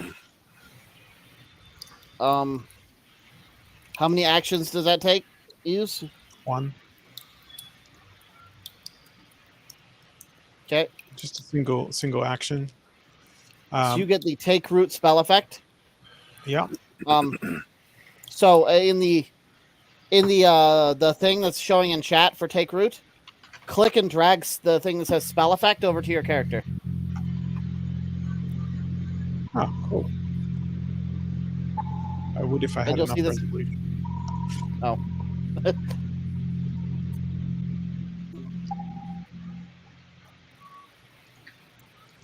And then when I have 2 more actions, yeah? Yes. I'm going to use Gouging Claw on the spider. Ooh. Can you cast 2 cantrips in one turn? I think you can because it's all about actions. Okay. That's why they changed it for that sort of thing. I don't think you can cast more than 1 focus spell per turn, but neither of these are focuses. That's right. I knew there was something. Fucking focus spells are just. You only such get 1 pain. focus point, and you it takes like 10 minutes to get the focus point back, and so you But can't you can cast get more than up 1. to 3 focus points, though. It takes feats to do that, though. Yeah. But okay. You temporarily morph your limb into a clawed appendage. Make a melee spell attack roll against your target's AC. If you hit, you do slashing or piercing. 1d6 plus your mod. Okay. Critical success, double damage, plus 1d4 persist complete. All right, roll your attack.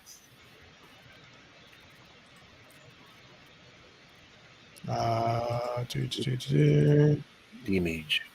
This is your first attack, so Ooh. All right, d20 or 14. You utter a couple of words as you flash your left hand over your right hand. Your right hand all of a sudden starts to grow and extend and become sharpened claws. And you reach out and attempt to slash the creature in front of you, but it kind of deftly scurries back. And then as soon as you're done, it kind of steps back into position, ready to rock again. Lurith curses under her breath. What did you say? She says fucking solos. Red solos? okay. Who's next? That was second action. You have a third, right? No, Gouging Claws, that was 2 actions. Gouging Oh, Claws 2. Yeah. Alrighty. Next up is the spitter. Spooder.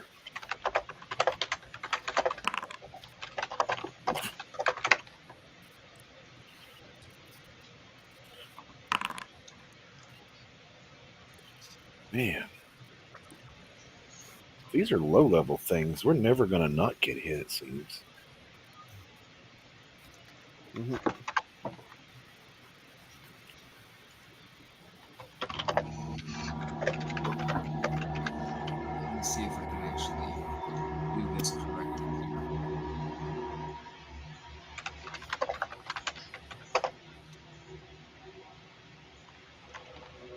Lilith, did it just give you a pop-up asking you to roll fortitude? No. Okay. But I'll do that.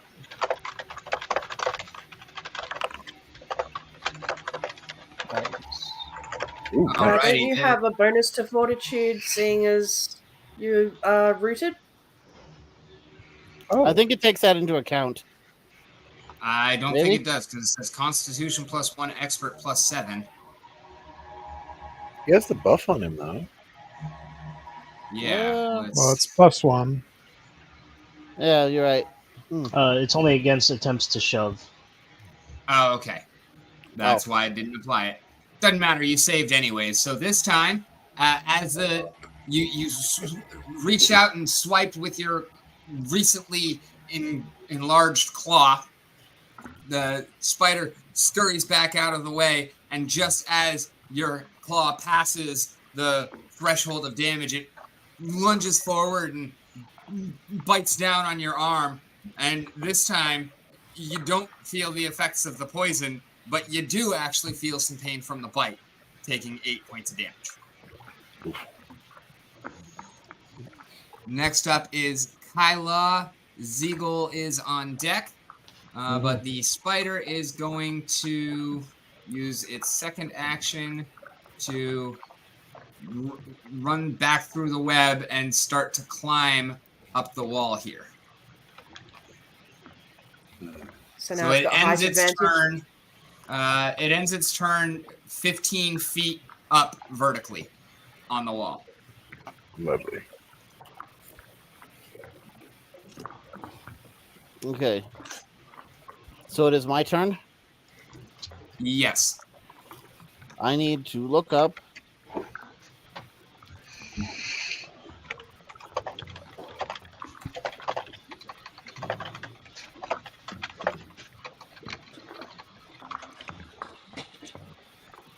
So that'd actually be like 50 feet from you, Articus.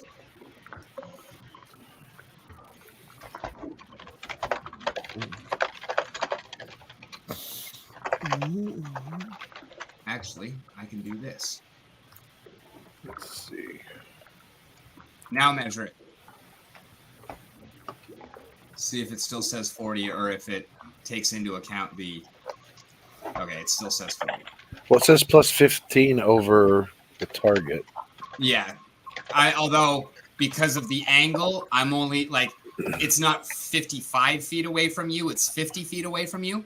Because of that, you know, it's not going all the way over and then up. Sorry, I'm trying to figure out where I'd have to be to hit this thing with my breath weapon. It's 15-foot range. A 15-foot cone. So you'd have to be pretty much... Pretty much under it. Yeah. There or there. Would there work? Yeah. Web is flammable, right? It may or may not be. You would think that it probably is. Okay. So I have enough. Does the web in these spots cover those squares, or can I dart through it without problem? You'll definitely have to make at least one reflex save. Okay. So I have enough speed. I should be able to get to that square. Kobold Breath, however, is 2 actions. So I just did the whole like a squared plus b squared equals c squared thing. And from 40 feet, the only extra distance it adds is an extra 2.5 feet. To be 15 feet up in the air? Yep. So if he's got a 15-foot cone, then he could probably be 10 foot away. 10 foot away. We're not talking about 40 feet for Kyla. We're talking about 40 feet for Articus. Oh, I know, but like just the whole a squared plus b squared equals c squared thing. But that's 15 feet. So we're talking about save me 1 square, but honestly, right. I'd still probably need to be in 2. Anyways, I have to run through and make a reflex save. Yep. Is that?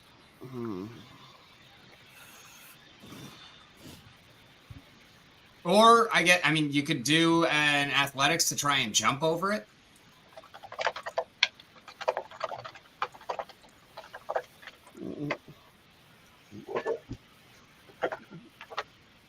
Would it be acrobatics to jump over it? No, jump is athletics. I know It's not make I'll sense give you to me. acrobatics. Fuck it. I'm at But least. but honest, I'm gonna run to the restroom. honestly, reflex save would be my best bet. To just kind of like try and reflex my way through it. Highest number. Okay, so I'm going to try and move to this square, going around this outside edge. Okay. Roll your reflex.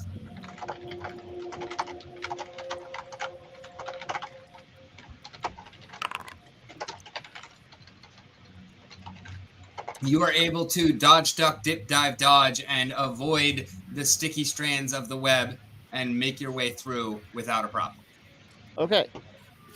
Now, I will level my my fire breath weapon at the giant spider. It will need to make a reflex save.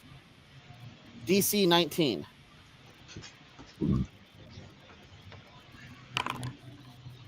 It will fail. Roll damage. All right, and that would be leveled fire.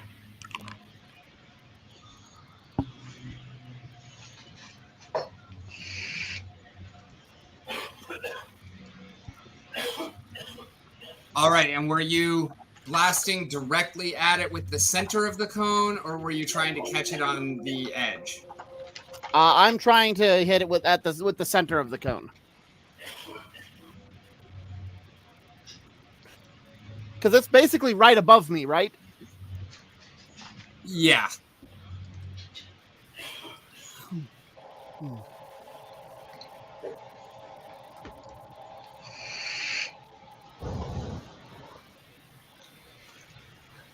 All right. The creature is caught by the fire and kind of screams out in arachnophobic, or no, arachnoid, whatever, in spidery pain. And as it is engulfed by the flames, it kind of drops down a little bit. So it's in the same position, but drops down on the wall. And as it falls, you keep the breath weapon trained on it, centered, and as it kind of catches itself before hitting the ground, the web starts to catch all around it. Kind of expected that to happen. But it had to be a coward. And it manages to catch itself even as things start to conflagrate around it. But it takes an additional 0 damage from the flames.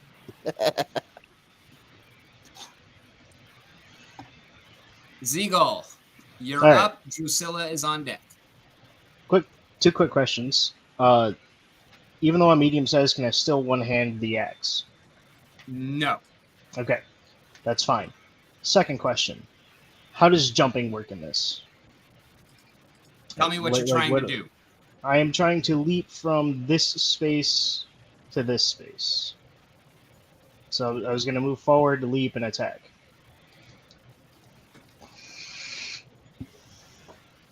That's my plan.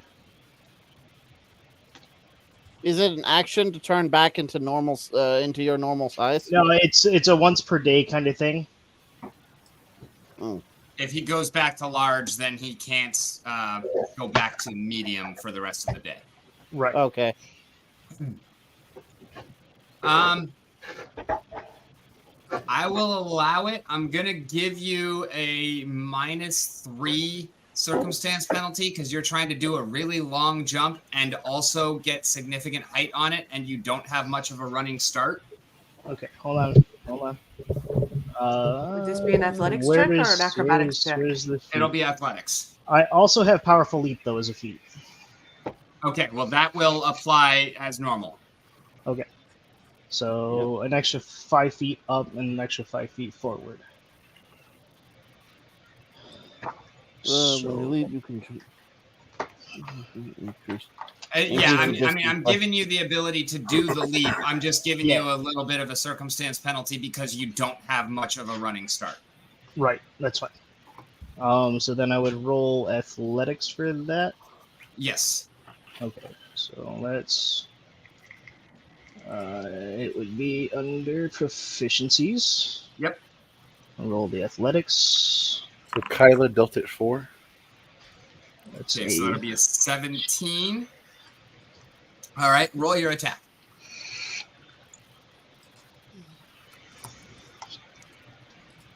I'll roll the attack. And roll your damage. And I'm going to give you an extra +2 because of the momentum that you are attacking with. So you take a couple of great strides forward, just exploding with a burst of speed. And right before you hit the webs and start to have to fight your way through, you just boom! With a mighty leap, you hurl yourself up into the air, and as you fly towards the spider with a perfectly timed heave, you just cleave down with that great axe over your head, and as you come down onto the spider, the full momentum of your jump is transferred into that swing, and you just smack right into the 2 legs of the spider Gerhard. that are closest, and you just cleave them straight off, and then you fall down to the ground as the legs continue twitching and fall down towards you. And then I need a reflex save, please. For sure. Reflex. Roll. And then I need... Or no. I need...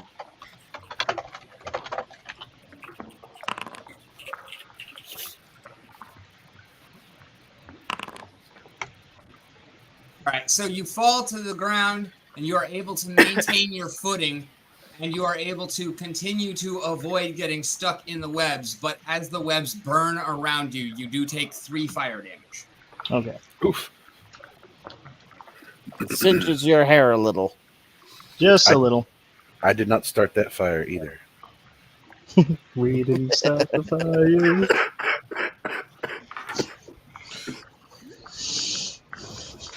And I Is believe the earth also burning? Not You're yet. far enough away. No, not yet. Not yet.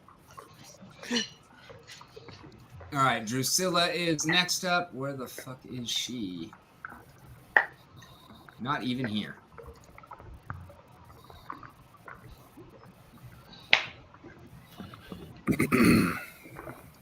Drusilla abandoned us. Oh no. No, I think she just got left behind. Yep. I Did she found her. fall in the pit of fire? There she is. If you can just check Discord DMs for the updated Dira.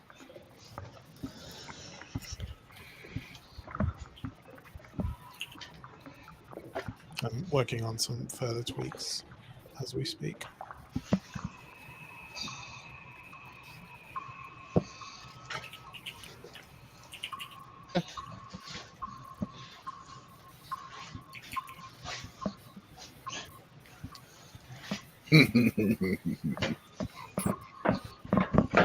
All right.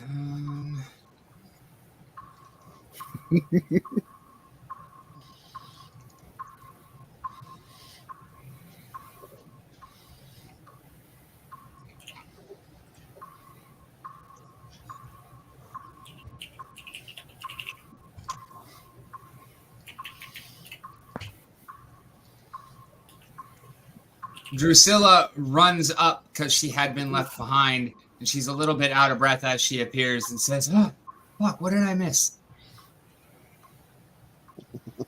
Arcticus, you are next. Fairheart is on deck. Spider's still alive. It is. It is missing 2 legs and does not seem to be very pleased, but it is still alive and hanging onto the wall. Ray of Frost. What? He said he wants to phone a friend named Ray. Yeah. It's a cool dude. Ray of the city Frost. All right. That was a good one. Frost All right, Morn. Arcticus, go ahead and roll your attack.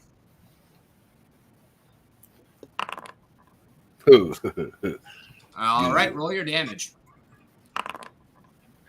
Yeah. Oh, wait. 8, 9, 10, 11, 12. One of the guys was explode wrecked. 1d4. Yep. Come on, explode this spider. You very well might. Oh! Explode it again.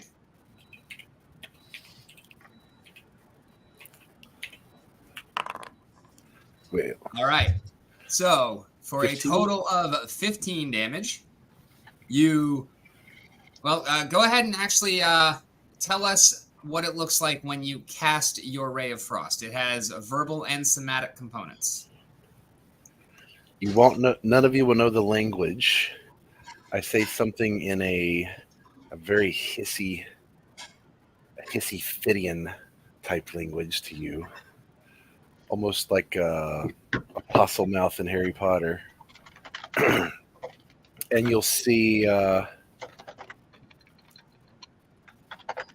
this faint light come out from under my robes and then down to the ends of my hand, and then just a bright white flash will shoot from my fingertips. It hits the spider, and Where as it hits the spider, you absorbs see it.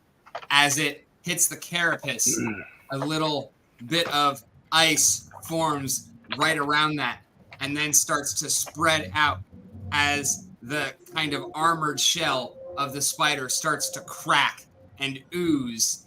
And all of a sudden, as the ice spreads farther around the carapace, it falls off into the fire, almost falling on Zeagle. But Zeagle had been watching as well as trying to avoid the fire that's around him. And as the spider falls into the fire, you hear a loud pop as though a glass had been soaking in hot water and then all of a sudden was taken out and put into ice cold water and just shattered. And the spider is in more pieces than anyone cares to count, particularly amidst the lapping flames as the fire spreads around a little bit further into the webs, and the spider is dead. We have... Nira is going to plop down on the floor, crisscross applesauce, and put her head in her hand and go, "Well, that was dramatic."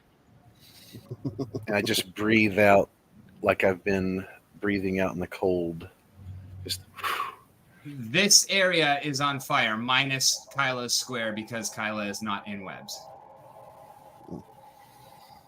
Okay, best are we out of to get combat my guy out now? of there quick. No. He's You're out of frozen. direct combat because... nope, not that. Oh, okay. Well, I will. Yeah, you're still there. I'll leave my character where they are. Can I ray of frost like right here to kind of keep it from spreading towards the corpse? No, your ray is a pinpoint effect. It can't really put Okay. out a fire. It's also a focus spell, so you can't. It takes you 10 minutes to regain the focus. That's a cantrip. Yeah, Ray of Frost is a cantrip.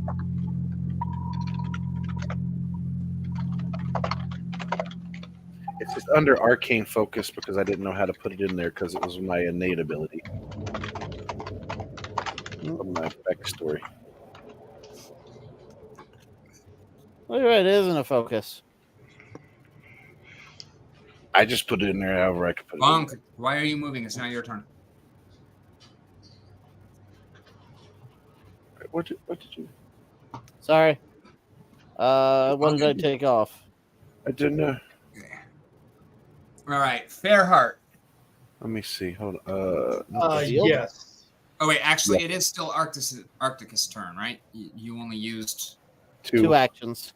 Yeah. 2 actions, so you still have 1 more action for the spreading fire. I will shout. I guess if you're gonna pull that corpse out, I'd make it quick.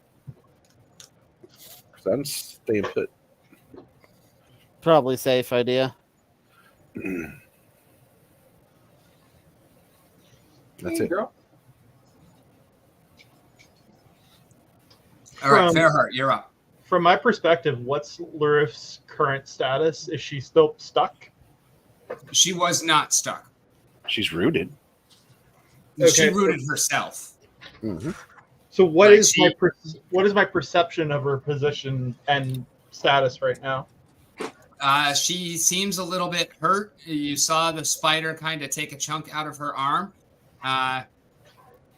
You are not off guard anymore. That only lasted 1 round. You wouldn't have known about the off guard to begin with. You can definitely tell that her arm is bleeding a little bit, and she seems a little worse for the wear. And how close is the fire to her? Do you see the white circle? Yeah. That's the fire. And let me try to figure out. Lurith is So 5 feet. Right there. sorry. There's a decent Yeah, gap so between them. Lurith is right there. Okay, I'm gonna move between Lurith and the fire to start. All right. doing that When on the you wrong- get here, give me a reflex check. Yeah, 1 sec. I need to do this on the right. I was moving it on the stream computer. Reflex check, you said? Yep. Is that because Lurith tries to trip him? No, that's to see if he gets stuck in the web, and he does. So, you, in your concern for Lurith, you rush blindly into the web, completely ignoring the fact that everybody else has been very carefully avoiding it, and you get 3 steps in before your legs are completely just encircled, and you begin to feel almost as you did when a certain flask was broken over your head by a certain turtle. Now I need an acrobatics check to keep your balance as you charged in full speed and your legs all of a sudden stopped moving. I'm gonna use a hero point again. Okay.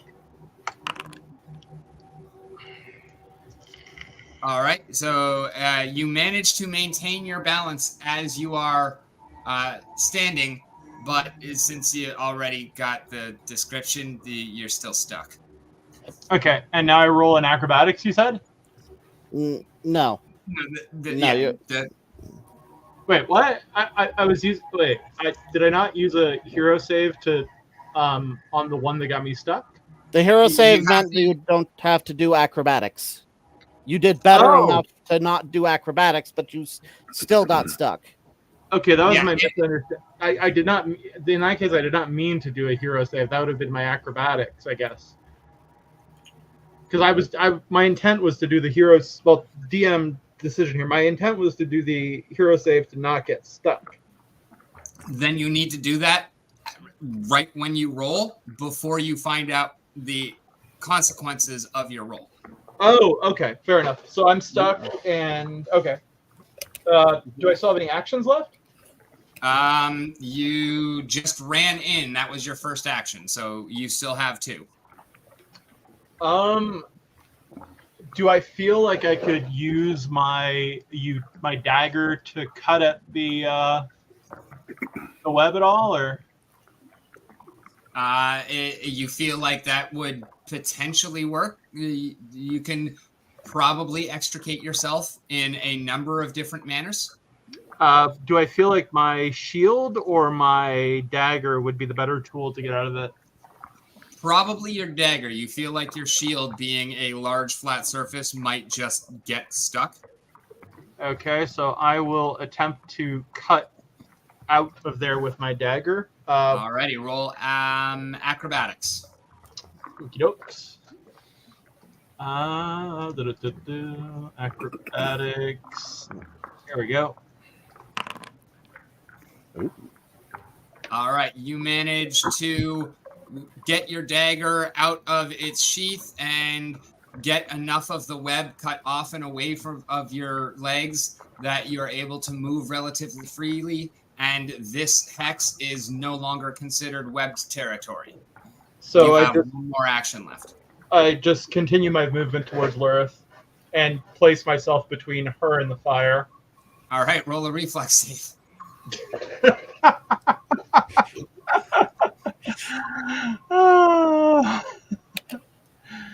Yeah. Okay, you manage to step lightly and place yourself in between Lurith and the fire without getting stuck even more in the webs by very carefully placing your feet and cutting away swaths of the sticky webbing before you step. Okay. Nira, you are up. Brother Bonk is on deck. So Nira is pretty much going to I'm gonna assume kind of because she did plop down on the floor and just say this is dramatic. Probably sitting down on the floor is probably an action. No, you don't necessarily need to have done that. Now that you know that we were not actually getting out of combat, I kind of figured that Nobody's in imminent danger, and there is nothing to fight. So she'd have done it. Well, you actually are the best one equipped for dealing with this particular circumstance because, yes, people are still in imminent danger. From what? The fire? Yes. Fair enough. Yeah, there's 4 people in danger right now. I mean, nobody's in danger from a spider, at least that y'all can tell. Yet. It's your water kinetic, All right. right? Yeah. So I will probably I'm trying to look at the range on this thing. Piece of the chosen round.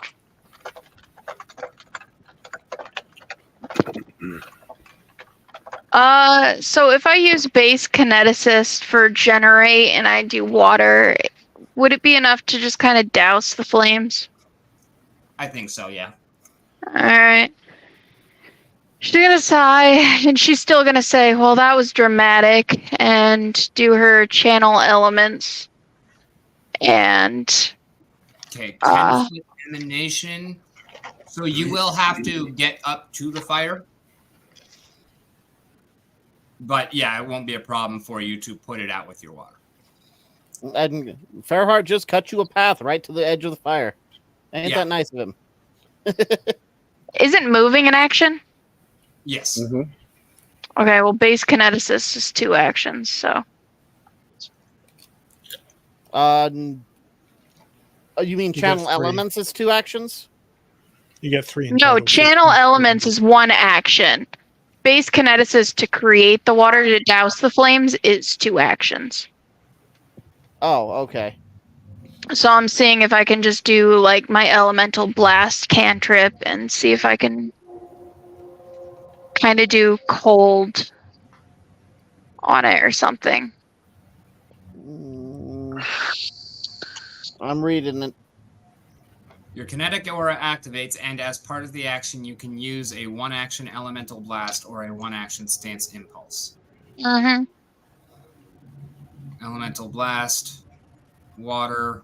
Is bludgeoning or cold, but I did take. You don't need to worry about the damage types. We're just looking for water. Mm-hmm. And cold is probably good. Would enough. cold I was work? looking at- Well, it is water. Summoning water. I'm summoning water. All right, then I'll do I thought elemental generate blast. elements.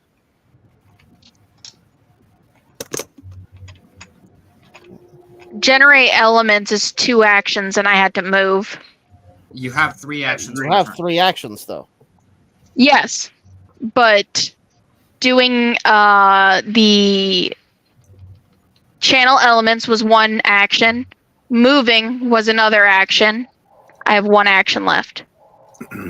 Oh, you Says have to elemental channel blast. elements before you generate. Yes. Oh, okay. What says elemental blast is 1 or 2? Because you can Yeah, you can double up to do more damage with it, just like increase with its the, strength. Yeah. Yeah, but the purpose here is not damage. Plus, elemental blast I can do as a free action when I do channel elements. So I'm just gonna do 1 at the flames. How do I ping left click hold. that? All right, so I'm gonna do 1 at the flames about there, and then my other action I'll do another 1 at the flames about here.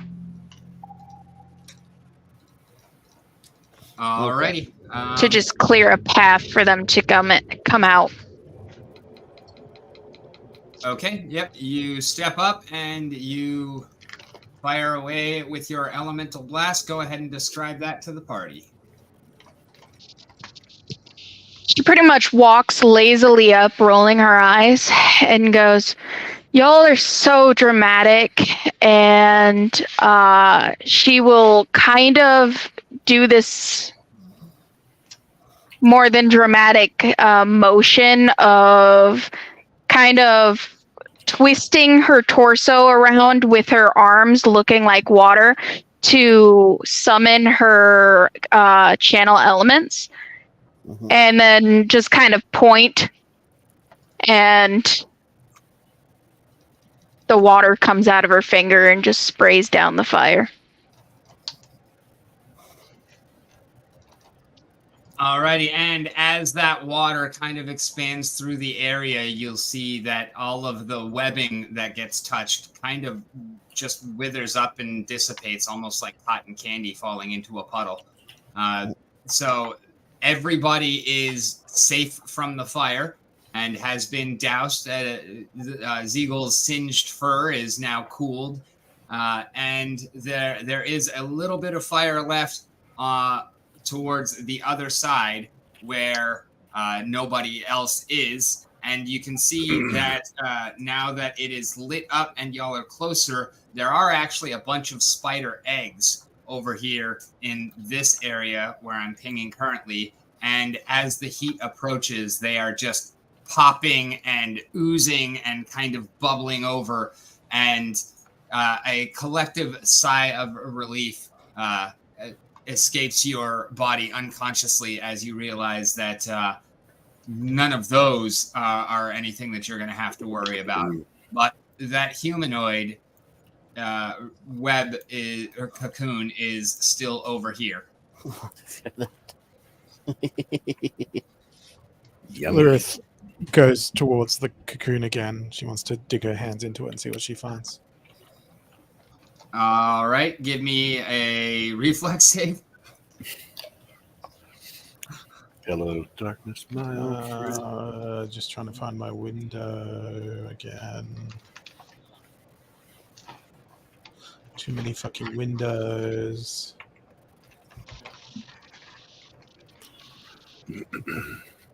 Are we still in turn-based? Oh, yes, actually. So it's not Lurith yet. It's Brother Bonk. Well, it'll probably take me that long to fucking find the There you go. roll. Because you are on deck. So all of the webs near me and Zeagle are gone. Yeah, basically everything down to the fire is gone. There's a nat 1 for you. There is a nat 1. As you face plant. Hero point question mark? No. All right, Brother Bonk, you are up. Nat 1's build character. Yep. And scars. What about a lion? Huh? I got Hey, it. Brother Rick. Yes. Dragon stance. Would you call Sorry, these I had webs myself on mute. Would you call these webs difficult terrain, Um, or are they more like a trap? kind of a combination of them, but you're right. Dragon Stance does allow you to get through one square of difficult terrain. So yeah, I would rule Yeah. that does apply. You can get through one square of the webs without having to worry about it. That Fair enough. ring. Is that the last bit of fire? Yes. Okay. Flavor text. How big is that fire as far as height? You asking if could it be stamped out? Is that what you're asking? Yeah, could I theoretically use a flurry of blows of kicks just to stamp it out? I will rule of cool it. It's actually a kind of large area because, especially there, the webs are from the ground, kind of all the way up the walls. That's why the eggs and everything are there. But you can go over, and if you can do at least 2 damage 3 times, then yeah, you can put out the fire. Cool. All right, so I'll take off. So I'll move over there, and flurry of blows. Make 2 unarmed strikes. Brother Bunk's gonna do some air bending. That's my job.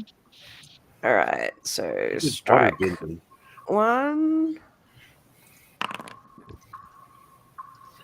Hey, Bunk's And gonna punch the strike fire out. 2. okay. Roll your damage.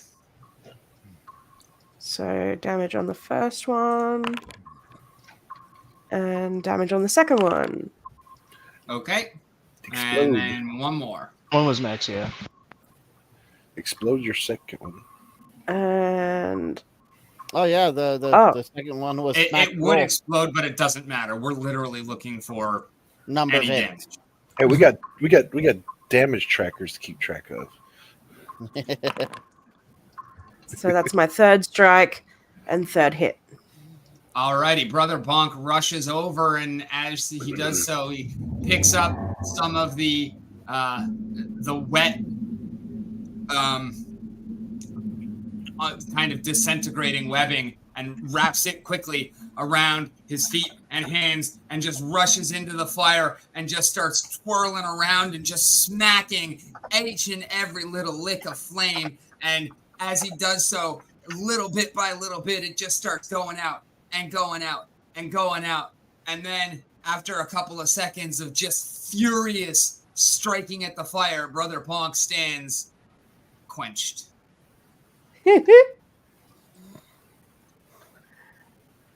Cool. Fire's gone. Now we are out of initiative order. Nice. Yeah, so Lilith rolled a 1 on her attempt to advance to the web.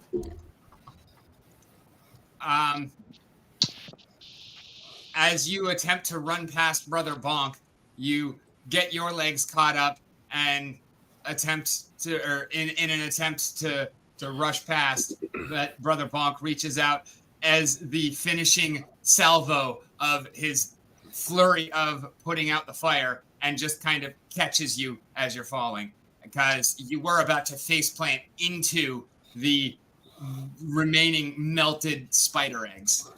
Lilith sighs and goes, Delicacy. "Oh." Is there any more web anywhere? Yes. Can I just, as my channel elements is still up, can I just spray it with water just to get rid of it all? I would probably ignore the spot where Kyla currently is, because excavating this body, seeing who this is. You are you can absolutely walk up there and just kind of like a little hose on a light pressure, just kind of spray everything down and avoid the cocoon and just get rid of all of the webs for everybody else. And all of the eggs are just gone. Yeah, the eggs are all melted. All right, that's all I'll do. Hey, somebody wanted some scrambled eggs. Larith is washes the ichor off her hands using like some of the residual water on the cave floor.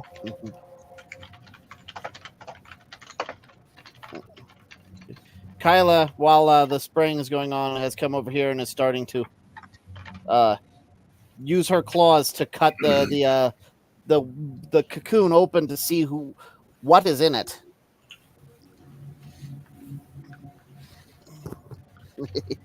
All right. Fairheart. Yo. I need a reaction from you. As Kyla is cutting this open, you see some armor that you recognize. Oh boy. You see one of your personal heroes. You remember that long ago, as you and Tudor were becoming closer, one of the first major challenges that befell the kingdom that Tudor had to deal with, he sent out the Hand of Solos, an adventuring band, to go and slay the Lich Relvix. Yes. And as Kyla opens the cocoon, you see that one of those members, one of the members of that group, Barto, who you remember as this vividly eccentric gnoll wizard, is the one that is in that cocoon. And he's very dead, right? Very dead. I'm like, Kyla, halt! I need to inspect this body. All right. I'll go ahead and come over here. I'll keep taking webs off of it to give you a better look. Thank you. Ziegel, what are you doing as you're hearing this? I guess Ziegel is trying to recall if he remembers exactly how the Lich was felled and who was all So are you stepping around to see? Yeah. It does look familiar to you. You remember, actually, I'm gonna go to character chat for you. Okay. Be right back.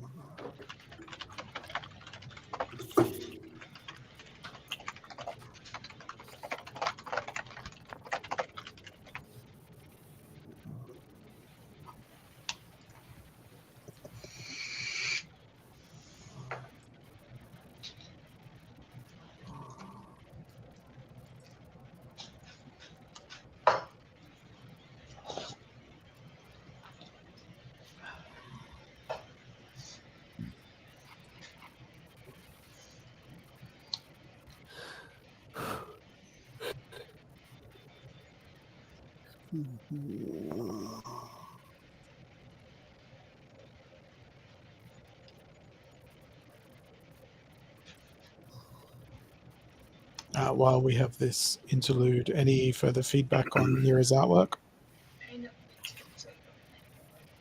Well,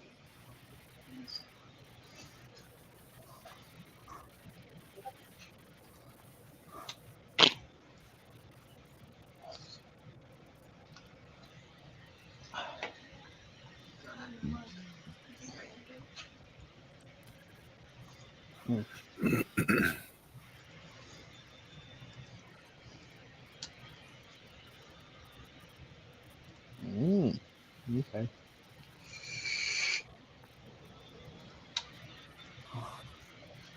There's more coming. I just have to look something up real quick. That's fine. I shall wait.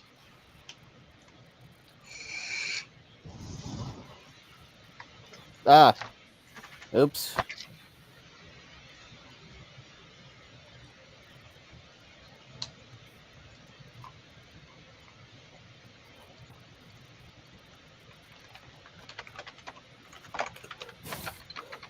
Actually looks a lot better. Not as rigid. I made I made a quick change, and I'm having to reload the map.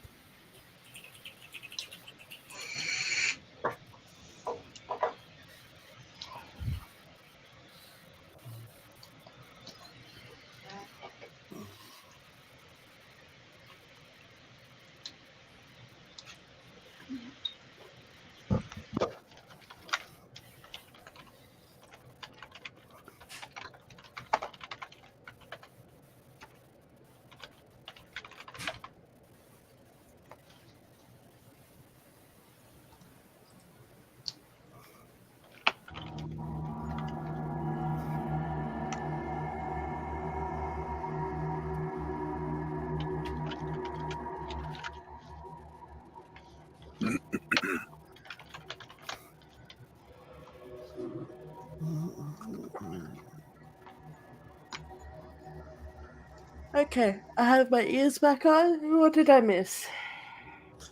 Nothing. Alright, I'm just reading. And You missed the DM DMing. Ah. Yep. Hey, I see what you did there. Oh God. Alright, so as Ziegel comes around and is able to see the person that was in the cocoon, he's gonna tilt his head curiously because this party did make it to the Lich. And this is all mostly internal. He's thinking it's kind of weird that a party that was powerful enough to fell a Lich. It's curious that one of them was able to fall prey to spiders to him. Like, it makes him think that there might have been something more. But the curiosity is very outwardly expressed on his own person. It's very,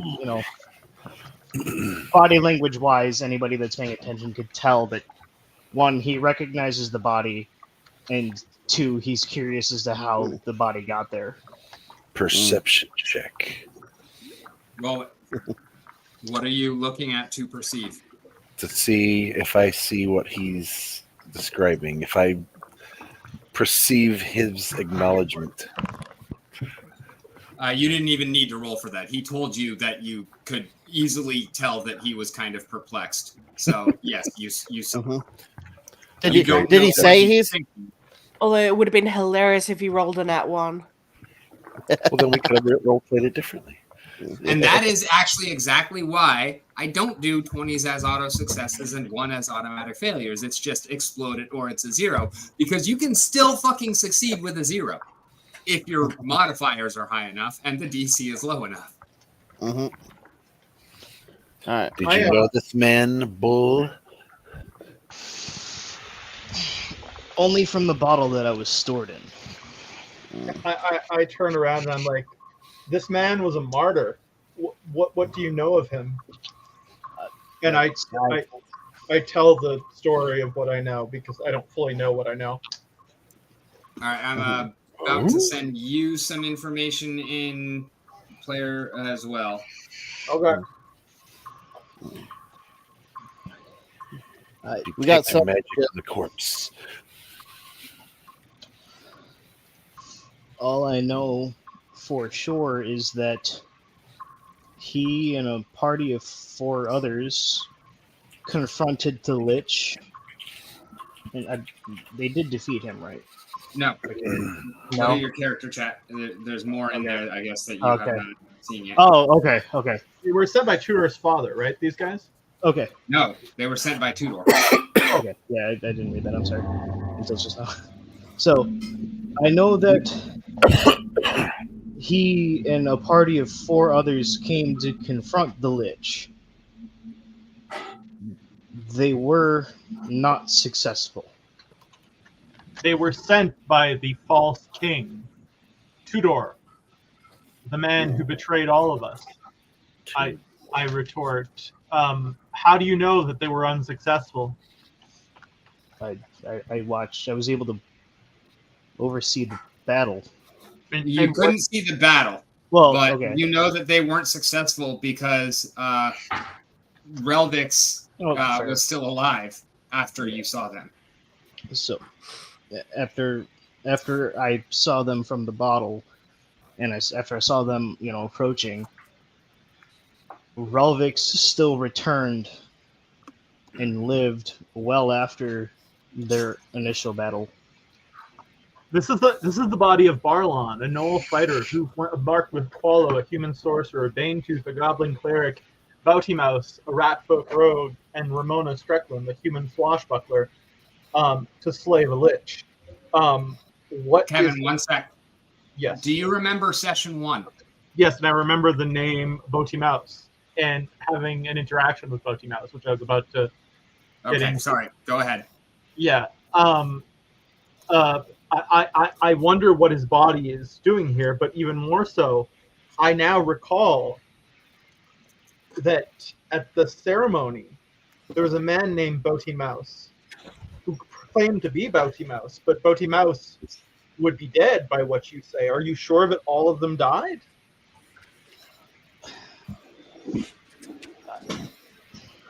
One of them You know named... that the human female was captured. Okay. Not in the same way that you were. She was not like trapped in a bottle or anything like that. Okay. But she was captured and tortured, and the Lich ran experiments on her and snapped her mind, and she eventually was actually the one that killed him. Okay. So one did survive. Who was it? A female, if I recall.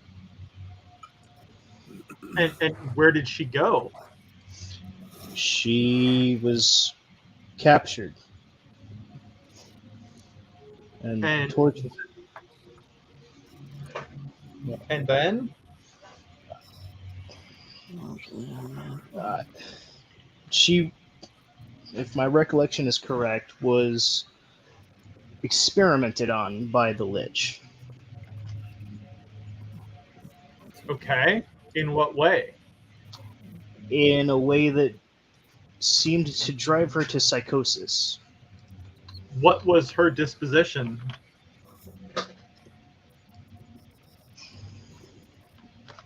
That's hard to say. I know that after potentially years of torture, she was able to overcome the Lich. And that's, I believe, how the Lich died. But after that, I can't tell you what happened to her. This Bouty-Mouse, do I recall what they looked like, Rick? Yes. Can you describe them, like, in lieu of me, since I don't recall the description of the character, like the... Or do you want to put it in DM so I can do it, either way? I can do better than that. Oh, shit. Yeah, I remember the mini.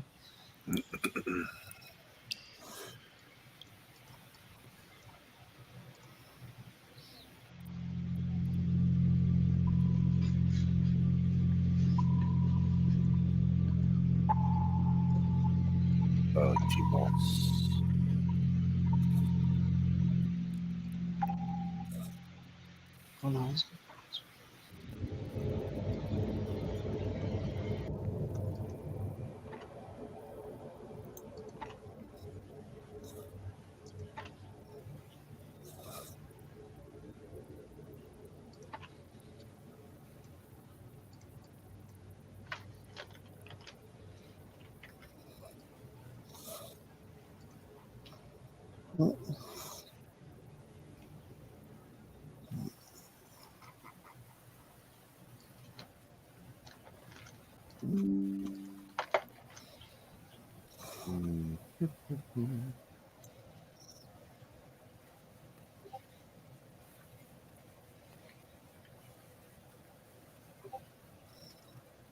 Yes, so Bouty-Mouse was a purplish mouse-like character who typically would wear purple robes.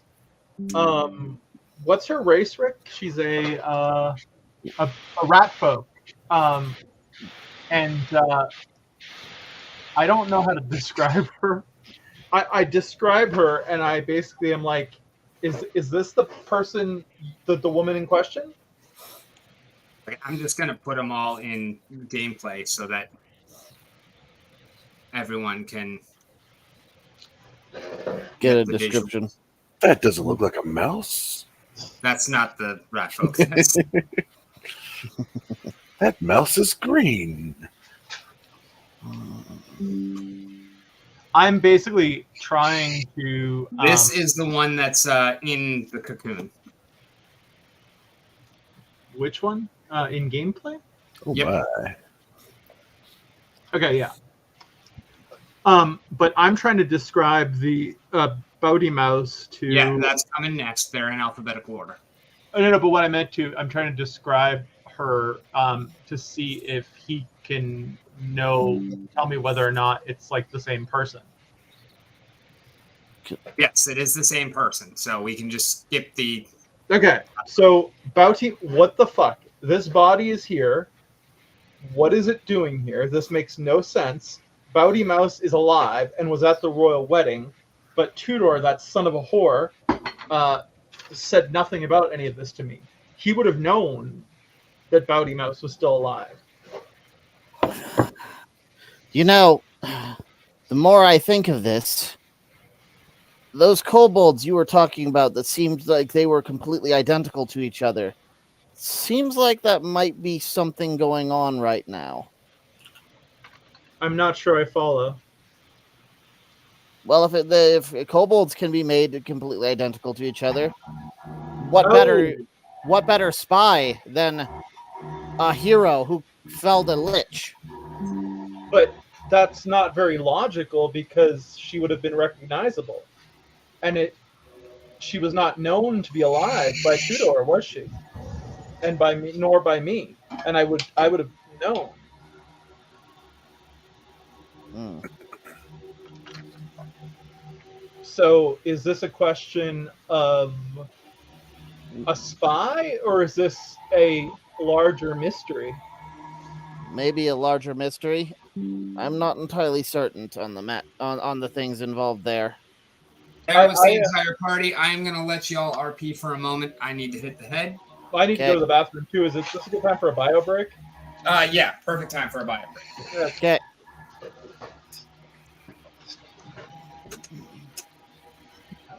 Well, Again. Can I turn off? How do you turn off the ambience? So go to the music notes in the. Got it. Yep, there you go. Is the ambience still going for anybody? I No. don't think so. Oh, Okay. you just turned it off that way. Yeah, it stopped. That works. I paused it, so we can restart it once people are back. Okay. I just need to find my lighter, and then I will be right back. We should You know, probably try to discern how long this corpse has been here, because it could have been here a long time. Might True, be but- hard. Might be hard to determine with the fact it's been eaten by spiders.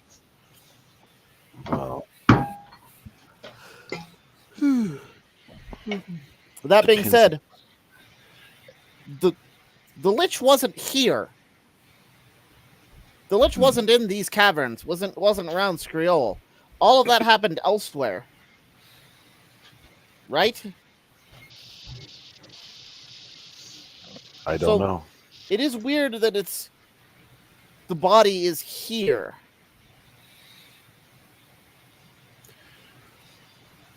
Is there anything of use on the body? I figure that we'll probably let Fairheart take care of that, seeing as it was it's a worshiper of Solus, just out of respect for the god that was supposed to watch over this man. You forget that I am also a follower of the great red Solos.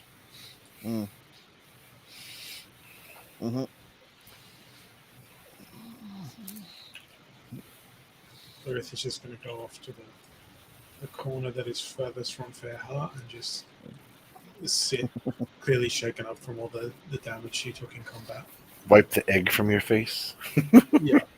She's sort of highly distressed by the fact that she's got animal products on her body.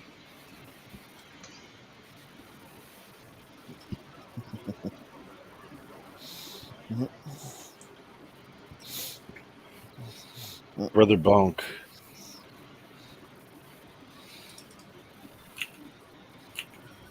Yavo, You hit hard. I try to. Yep. That's twice I've seen you like completely destroy something.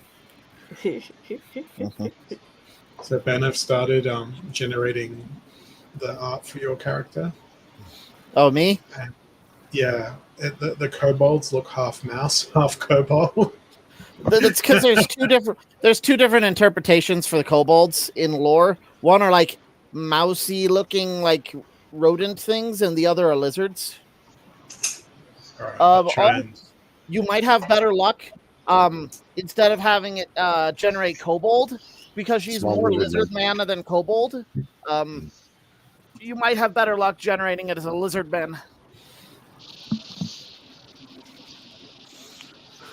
And because of PC culture, you might have better luck generating lizard folk. Yes. So, since my character has no idea what's going on and honestly can't be bothered at the second to actually connect, she's probably gonna look over at Brother Bonk to see if they're on the same page as anyone else or if they're off in their own little world. Brother Bonk is sort of just like picking random bits of webbing out from between their fingers because they wrapped it around their hands when they were like tamping it out, like just sort of in their own world, just like getting gunk off of them, so to speak, whilst they let the people concerned with the body do what they do. Going to walk slowly over by Brother Bonk and just do a slight conversation. You guys can continue your conversation about the actual storyline, and I will just message in here. Righto. So, would I actually know that the attack on the Lich was 30 years ago? Would I recall that specifically or no? You're probably not going to be able to give exact dates, but you have a rough guesstimate. Okay. Like you'd probably be like, it was many years, maybe decades ago. But if Fairheart was to say about 30 years ago, you would be able to say, yeah, that feels right. Okay. So was the gear on this corpse coming off as magical?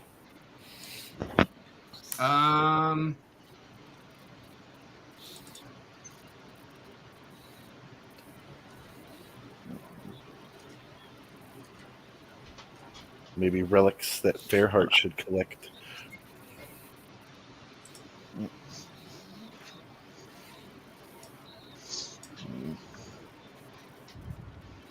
Yes, there will be some magic there. I'll have to think as to what. Okay. Okay. I have a question. So the was not here, right? In Skriel, the Lich was somewhere else. Correct. So if this person died, they wouldn't have died anywhere near here. So this isn't just like a dispose of the body by feed it to the spiders. It being here is really, really, really weird.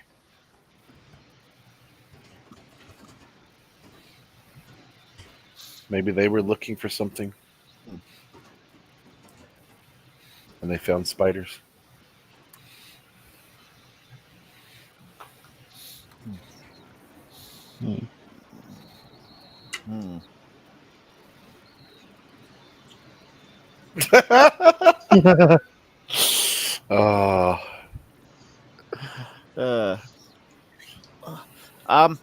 So I'm gonna go grab dinner real quick. I will be right back. All right. Okay.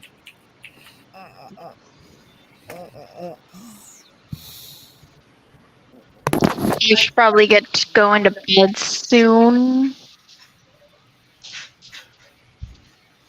We do still have an hour left on our scheduled time. I'm not Mhm. saying you can't, but that's. I mean, we do try and go for 4 hours. Oh, I was told we normally stop at about 11. Yeah. Oh, fair. Was that 11 Central, though? Or was that 11 Eastern? It could have been 11 Central. No, 11 was thrown out there. It's still 9:52. I know, I've just been pretty good about waking up while the AM was still in the time rather than PM. Why would you even want to do that to yourself? Because I have a daughter that I have responsibilities for. Yeah. I do it for work.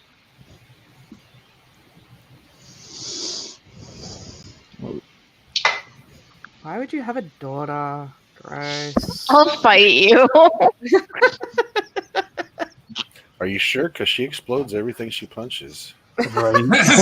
I get anything I get anything I touch wet. Hey. Giggity. I mean, if I had to choose between the two, I'd probably choose the explodey.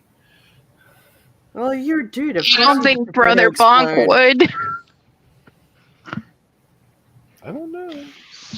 I mean, either way, death can be involved if that's what you're going for.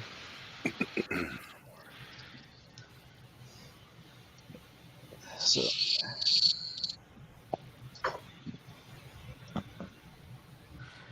Oh, goodness. All right. So for everyone who was at the wedding, Whoa. you will remember these 5 statues. Yes. And the person in the cocoon looks very much like the one in the middle there. Yeah.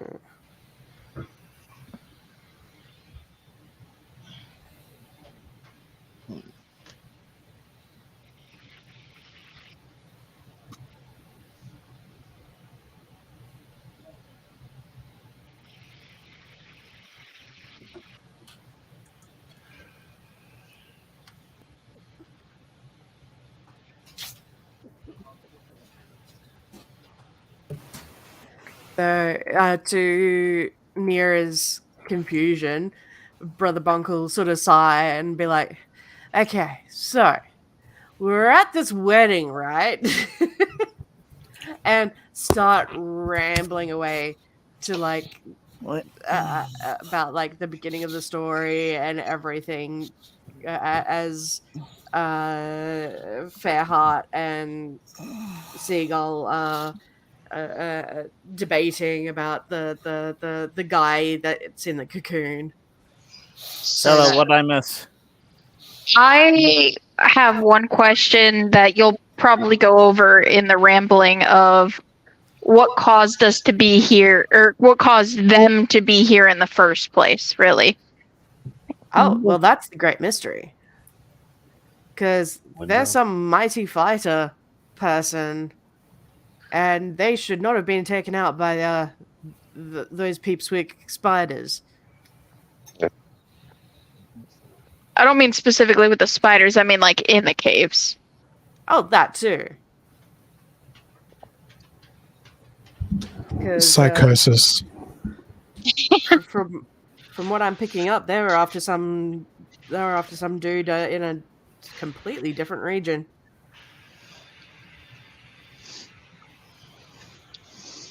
Is there a reason we care about this person?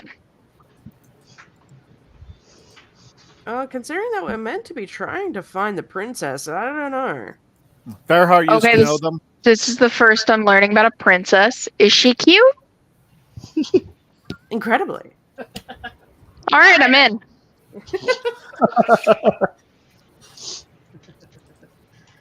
Yeah, she got abducted at the wedding.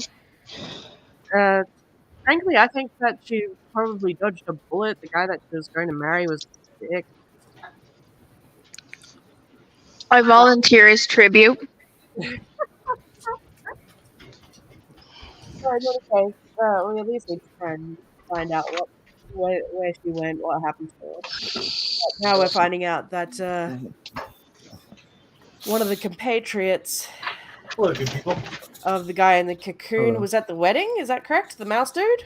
Yes. No, No. I meant to correct you while you were saying that, but he was not at the wedding. He He's a statue at the wedding. No, Bo-T Mouse was not at the wedding. I told you at the wedding that you, like when I was pointing at the statues, that Bo-T Mouse was in the city. And do you remember what else I said to you about Bo-T Mouse? At this point, no, and my notes are not nearby. Okay. Bo-T Mouse has not said a word since they went out on that mission. Oh, that was what it was. Okay. Well, so wait, where did we run into Buddy Mouse again then? You didn't. Bo-T Mouse is in the city, but you have not actually had an interaction with Bo-T Mouse. Then I know this name because you have spoken to me about because that's part of your backstory. Yeah. Yeah, okay. Anyone know why his name is Bodie Mouse? Because don't you Because he dare just- call me Butimus. Because he can't swim. Okay, now I'm not sure what I'm supposed to be conveying. This guy was part of a party, and I guess I should be conveying that Bouty Mouse might know about this but we'd have to go see them in the city. I don't believe the one in the city is the actual folk hero. You think they're, as Philo is suggesting, some type of spy or plant? I can't say for sure, but I know that when they came to attack the Lich some decades ago, there was one survivor, a human female, that was captured. Bouty Mouse lives in the city and has not said a word in years or decades. But I feel like perhaps once we are done here in the caverns and return to the city, we must speak to them. So at this point in time, So Zeagle's that is assuming we are welcome in the city after Tudor after we left that situation with Tudor. I'll kill that man. I swear it. Kill yourself, mutters Lurith.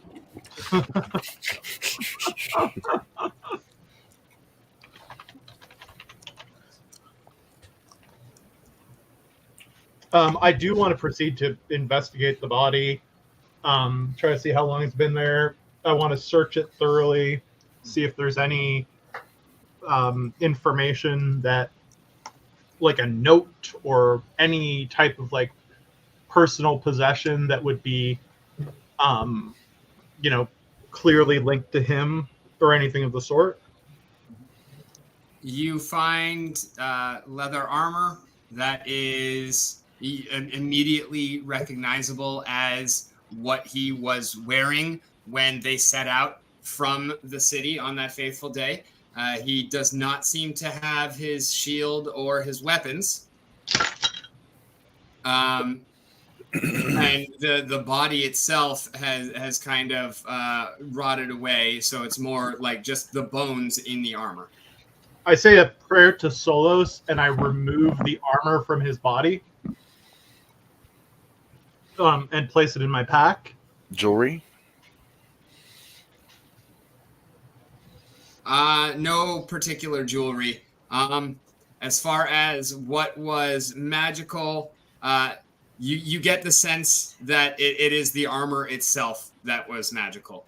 It looks like a very well put together set of leather armor. I guess I inspected further to see if I find anything noteworthy about it that I don't already know. That's magical. Well, Upon your inspection, as Arcticus says so, you find that, yes, it is indeed a very high quality set of leather armor. And it is magical, and that is a big part of the reason why it has survived this entire time. do I know what its magical property is? No. Lurith just comments that one of its magical properties is that it didn't stop him from getting killed by spiders. I do remark that there must be a bigger spider or something else around here if he died like this. Am I able to identify it? Not immediately, but with some time you probably could. But to confirm, is it in my possession right now? Yeah, you said you folded it up and put it in your bag, so you folded it up and put it in your bag. How would I add that to my inventory, Ben? Like, I'm genuinely don't understand. Go to... Click inventory, click plus. The what?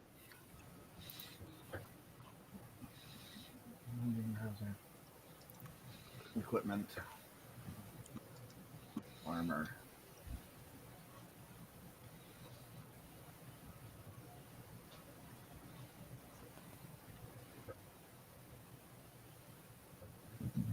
Sorry. I'm working on getting it in. Oh, thanks, dude. At some point, I should probably learn how to do it. It's not too difficult. No, I did it once. Then now I can just create new containers, and I don't know why. Because you spelled kobold Kovold. That's why. Can I change that? Isn't that how it's spelled? V like Victor, not B like Bravo. Okay. Okay. I have it in your list. I don't know what all magic is on it, so right now it's just leather armor magic from caves. Sweet, thanks. Rick, would I be able to wear it under my breastplate, or am I too big? No? Okay. No, you can't stack armor like that. That would be broken.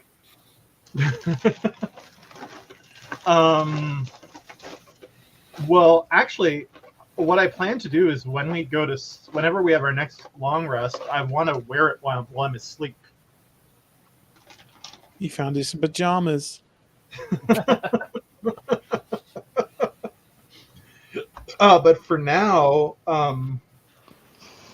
I say multiple prayers over the body, and I say that there's an irony here, because normally we give the bodies of the dead to Solos's light so that the light may take them through the process of just being like deteriorating. But because he's been down here for so long, there has been no light, and I suggest that my interpretation of Solos's word is that ironically, given that we just put out the fire, we should be burning his body. Well, it was about to bin. My breath weapon would be back by this point. I could just breath weapon the body. That would be the moral and sensible thing to do for his eternal soul. I suggest. As long as the body wasn't because Bones. Nira didn't You can bother. do it ritualistically. It's not gonna do anything. Yeah. Your breath weapon's not hot enough to burn bone, but it would make Fairheart feel better. Yeah, and I don't mind because I get my breath weapon back every 4 rounds. So. Oh, then I would appreciate that. No problem. So Kyla goes up, kind of pushes the bones into more of a centralized pile, puts some put some of the unburnt spider silk, or the unburnt and unwet spider silk, kind of over it to give it like tinder to cook, and it does a quick to get the flame started. I'm praying to Solos aloud the entire time. Lura throws a pebble at Fairheart.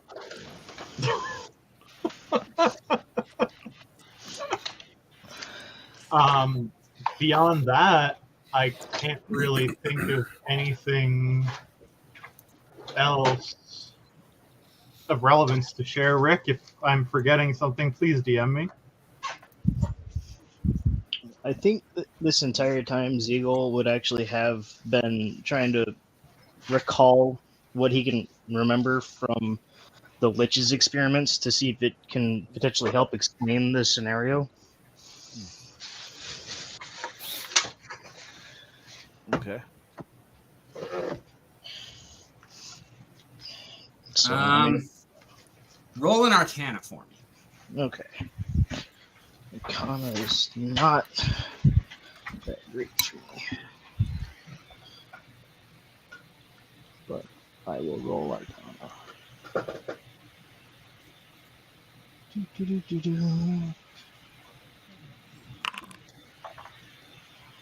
Ooh, nice.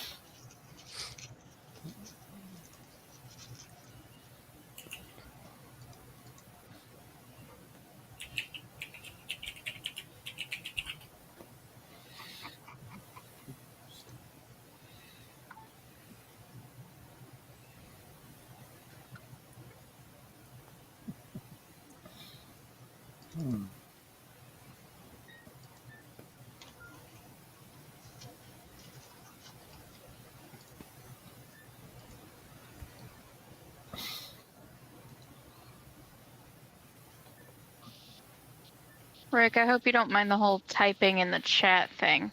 Oh, not at all. Not at all. I'm typing in DM, so you're good. I figured it's better than trying to do side conversations on top of the main story. 100%. I appreciate that thought. Yep, makes sense. So hey guys, I'm probably gonna head off at this point. I know it's a little bit early, but we seem to have a little wound down a bit, going back to the intro screen, and I started came this to tired, so I can show you all the pictures. Pictures. But yeah, the statues from the wedding. Oh, on Discord. Yeah, No, I saw you on the intro screen. Oh, Like okay. I put them there, and that's why I brought y'all back. Oh, okay. Well, if you're leaving, Ben, take it easy, man. Have a good week, and I'll see you next week. Well, Yeah, thank you. I guess we can go Well, ahead and call it if people want to go. Yeah, sorry about I started this tired, and like before the session started, I almost fell asleep while we were in prep mode. So I'm gonna finish my dinner and probably go to bed. But nice session. I figure we'll probably pick up here when we leave off. And have a nice night, guys. You too, man. You as well, bud. Me too. Sleep well.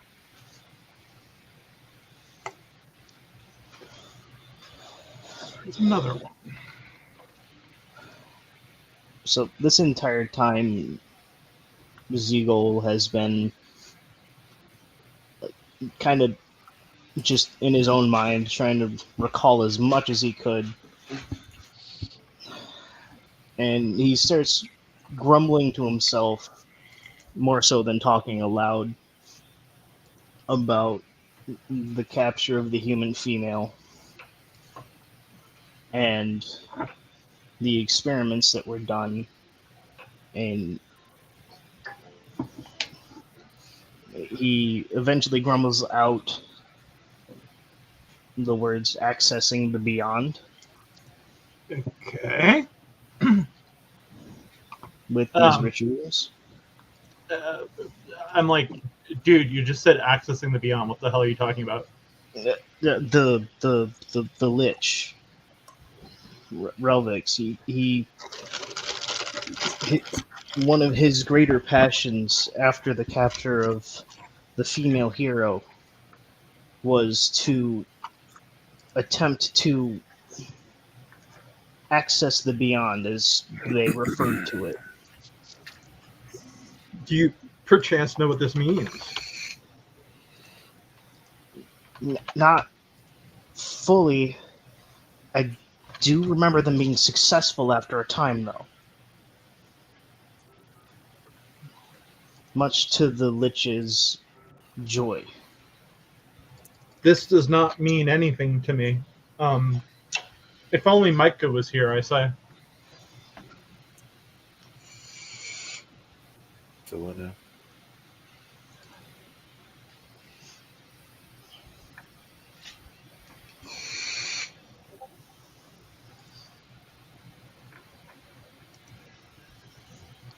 Yeah, so all of the recollection is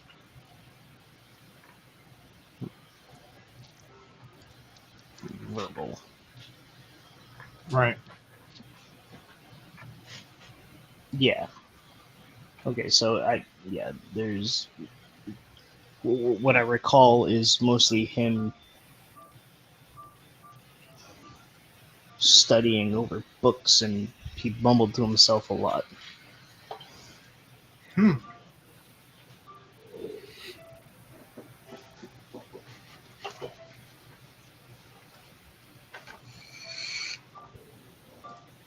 I'm not quite sure what to think.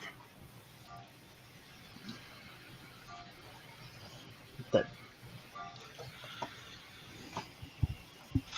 if only I weren't trapped in that damned bottle.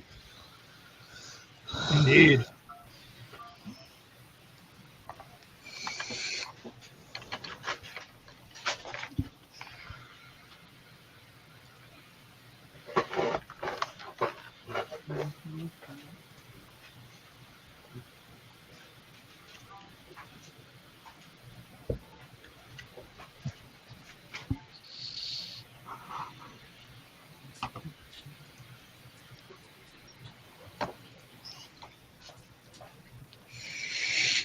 I'm excited. Y'all are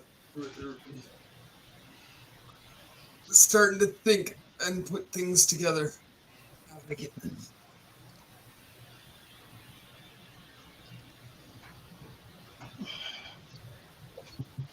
Fairheart's like, I need to pray on this. Pray to Solos and find his guidance and his warmth.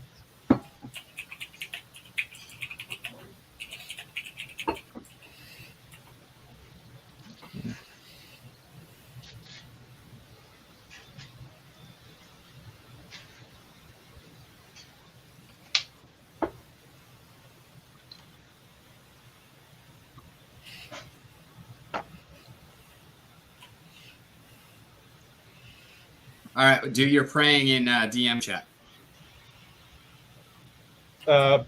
You want me to write my prayers to Solos down?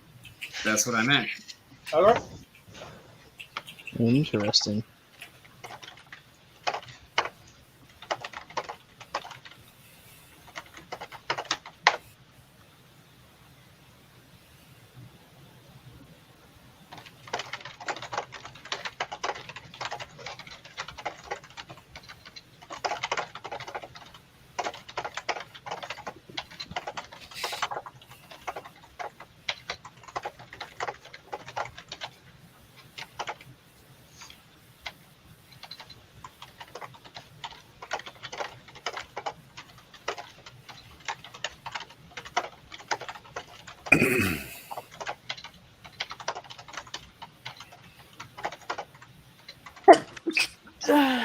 Zentek. Thank you.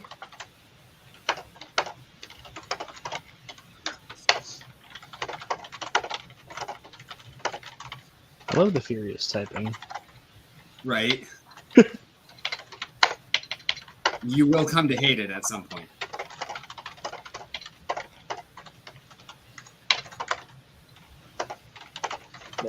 For some reason, it always amuses me.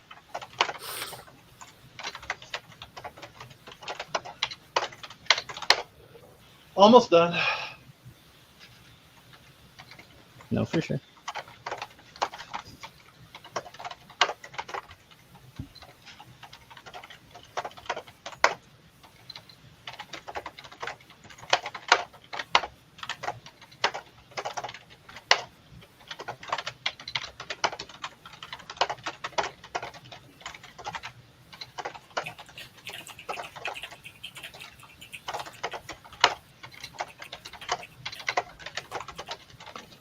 Wait. Brother Bonk is at work? Okay, Yes.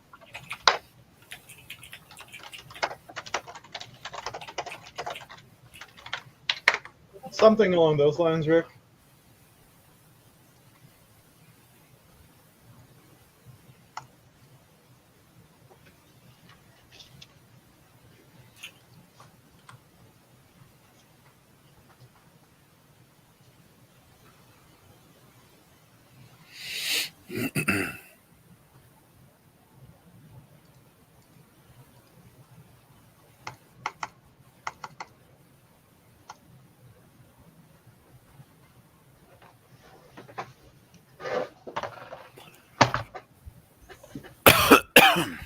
Excuse me.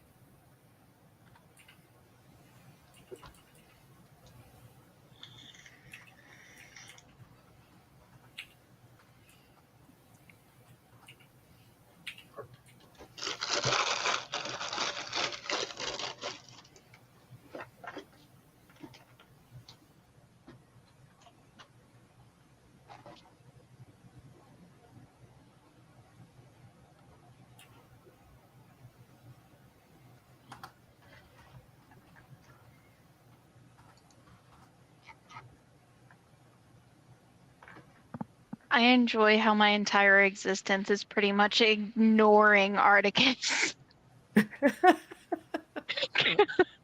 Because nobody translates him so far, and I don't understand a damn word. Oh, goodness.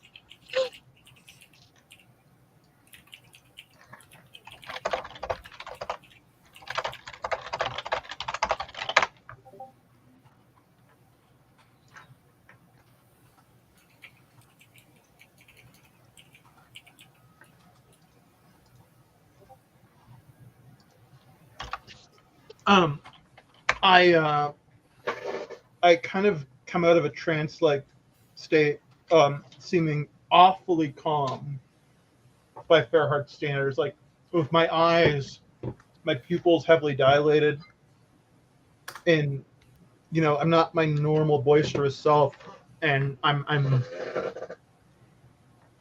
my voice is very low, and I look around and I look at Kyla, who's not here, and I look at everybody one at a time, and I say, Solos has spoken to me.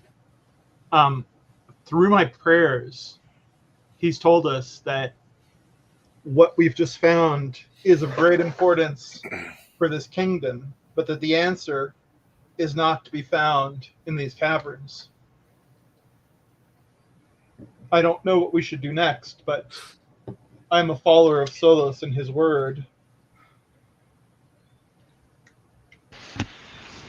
Should we make our way out of these caverns and go back to the city and see if we can talk to Bodie Mouse? I would think we would need to speak to Micah first, but I also must show respect to Kylo's purpose. True. I also didn't feel like Solos was telling me I needed to leave right away. Perhaps there is still some information to be found here, but it is not perhaps the solution. I would not be against seeing the sun again. I believe that there may be something else for us to see here. I feel like we should leave shortly, but not immediately. That is what I feel that Solos has told me.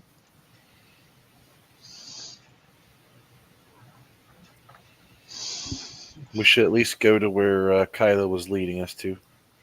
Yes, I believe that to be the case as well.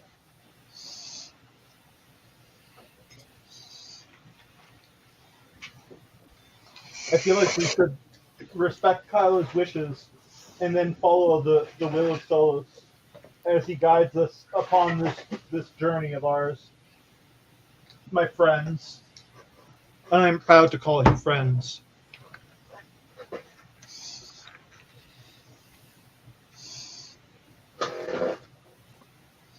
Upon hearing that, Brother Bonk sort of clicks and goes, wait a fucking minute. Because I don't know if you've been reading the side there, Kevin. I've been seeing it slightly, but not reading it thoroughly. Oh dear.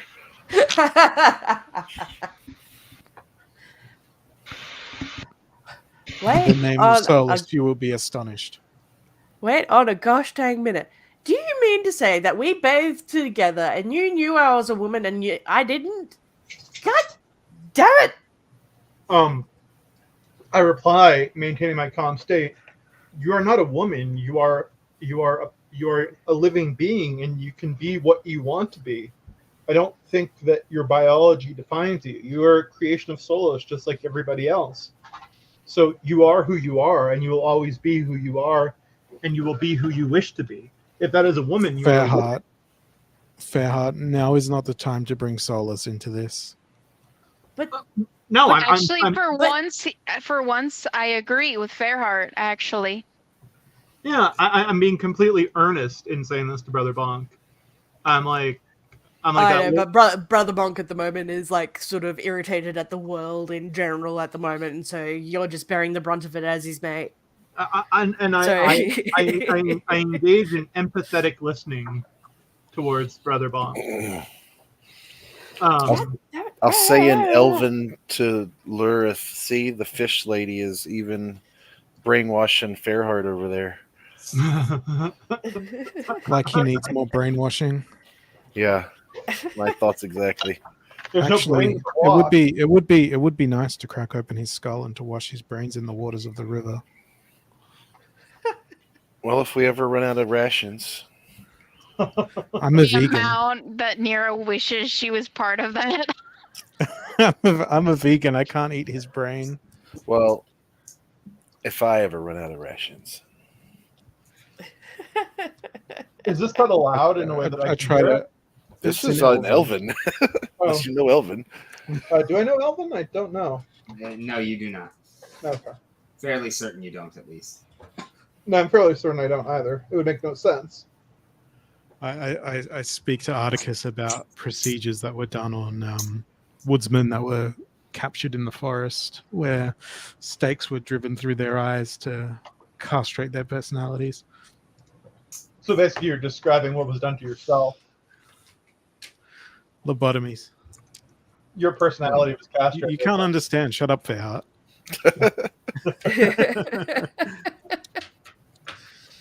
All you hear is want, want, want. I'm a dirty whore. Want, want, want. Yeah, you hear the Lurith Cricket? pining over you. Yes. in But your actually, own mind. I'm too busy talking about Brother Bonk and, basically letting them know that they should not allow themselves to ever let anyone else define them. That they are who they want to be, and it's their choice, and it will always be that way. And I will respect them regardless of their choice. And I asked Brother Bonk if they'd rather be referred to as he or she, or as something else. Let me think on that. But in the meantime, Brother Bonk goes up and gives Fairheart a hug, but then proceeds to absolutely just scream into Fairheart's shoulder, just in frustration. I comfort them and pat them on the back and be like, it's okay. You don't need to figure this out right now.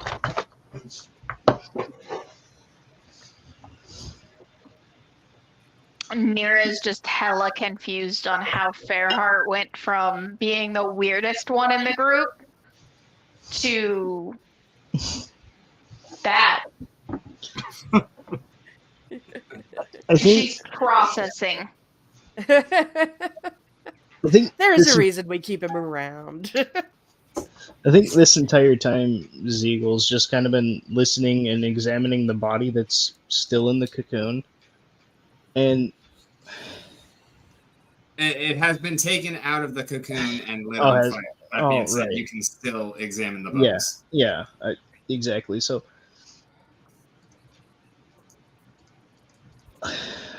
would the bones still be on fire?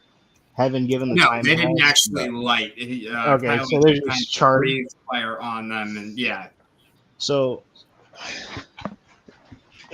Zeagle is going to, after having racked his brain and been listening in and focusing in on this body, he's going to reach down and grab. Oh, Yeah, yeah. He's gonna reach down and grab. I don't remember what it's actually called, but like the bone in the forearm. The humorous? Yeah. The first syllable. Trying to make that jokes word now, huh? Do justice, really? He's going to reach down and grab the bone, you say. Oh yeah. you Oh, need yeah. to roll your 2d12, sir. Minus, I thought it was 3d12 for me. That's in your no, big you're form. medium sized now, so it shrinks. Oh, with that's fair. That's fair. That's fair. All right. Anyway, he's going to reach down and grab the forearm bone, and he's just gonna attempt to snap it to see if it's actually a bone, or to see if there's anything that would be off. More so, I guess, about the density of the bone. You apply some force and you are able to snap it without much problem, but that is exactly as you would expect for a creature of your power. Right. It feels as if you would expect bone to feel. There doesn't seem to be anything strange about the bone itself. Are you doing that in full view of Fairheart? He's not necessarily trying to hide what he's doing, but like he's just he's trying to process because he's been told that there's another. I don't remember the name at the moment. Starts with a B.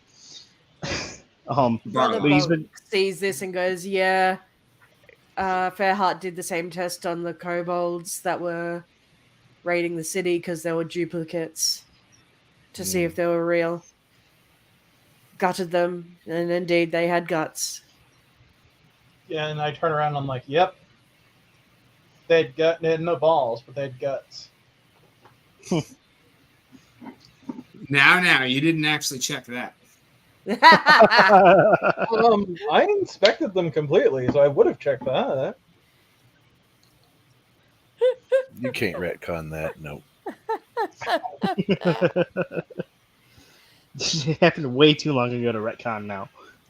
Yeah. That'd be a very, very past due retcon. Right. He's so Zeagle, after having examined the bone structure in his own way, of course. He's gonna set it back kind of in place, and he's basically just puzzled this entire time because, as far as he can remember, there wasn't really any sort of magic that would cause duplicate bodies. And that's what he's essentially trying to figure out is like if this was done or if there is in fact a duplicate body, how was it done? Or like who would have been potentially powerful enough to figure out how to essentially clone a body. Well, you brought up liches. Liches have necromancy, and sure. Can I do a diplomacy or lore or society check to see if I might have any idea of that, Rick? Or would it be medicine? Or would it be medicine or religion? Magic would be arcana or occultism, depending on how you went about it. Yeah, what you tell me what you're wanting to roll and how Well, you're going to. I've been at court for this entire time, so I figure that this would probably be a diplomacy role, in as much as I'm trying to determine whether or not someone at court has ever mentioned someone with this type of magical power, whether like confirmed to exist or rumored to exist. So I'm rolling diplomacy for that. Wouldn't that actually technically fall under society? Or yeah, that would trying to remember something that you overheard at court would definitely be society. Diplomacy is you trying to convince somebody of something. Okay, so I'll roll society then. And I can't even see my roll for some reason.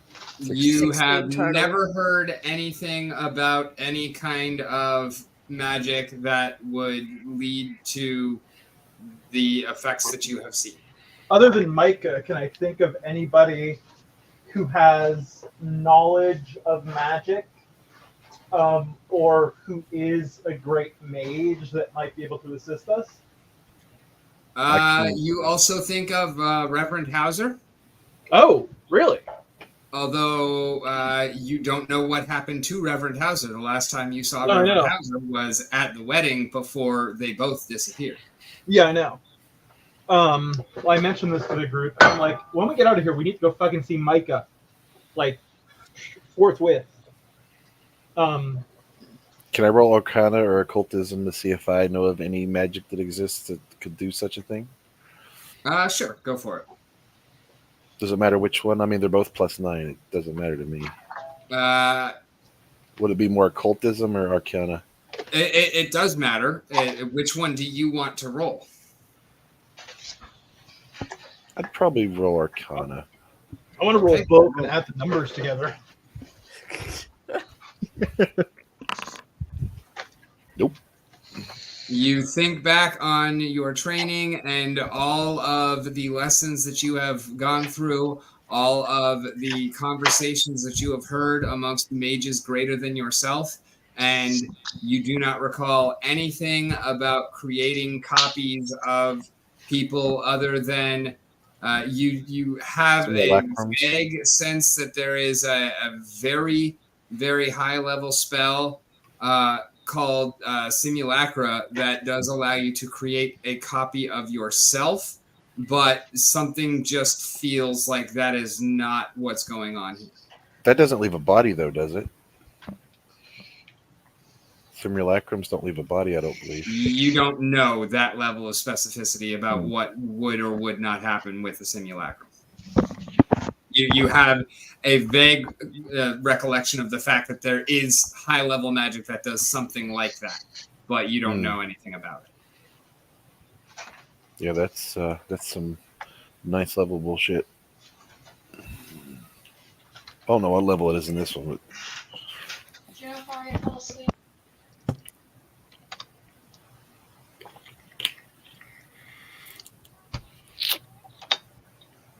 well,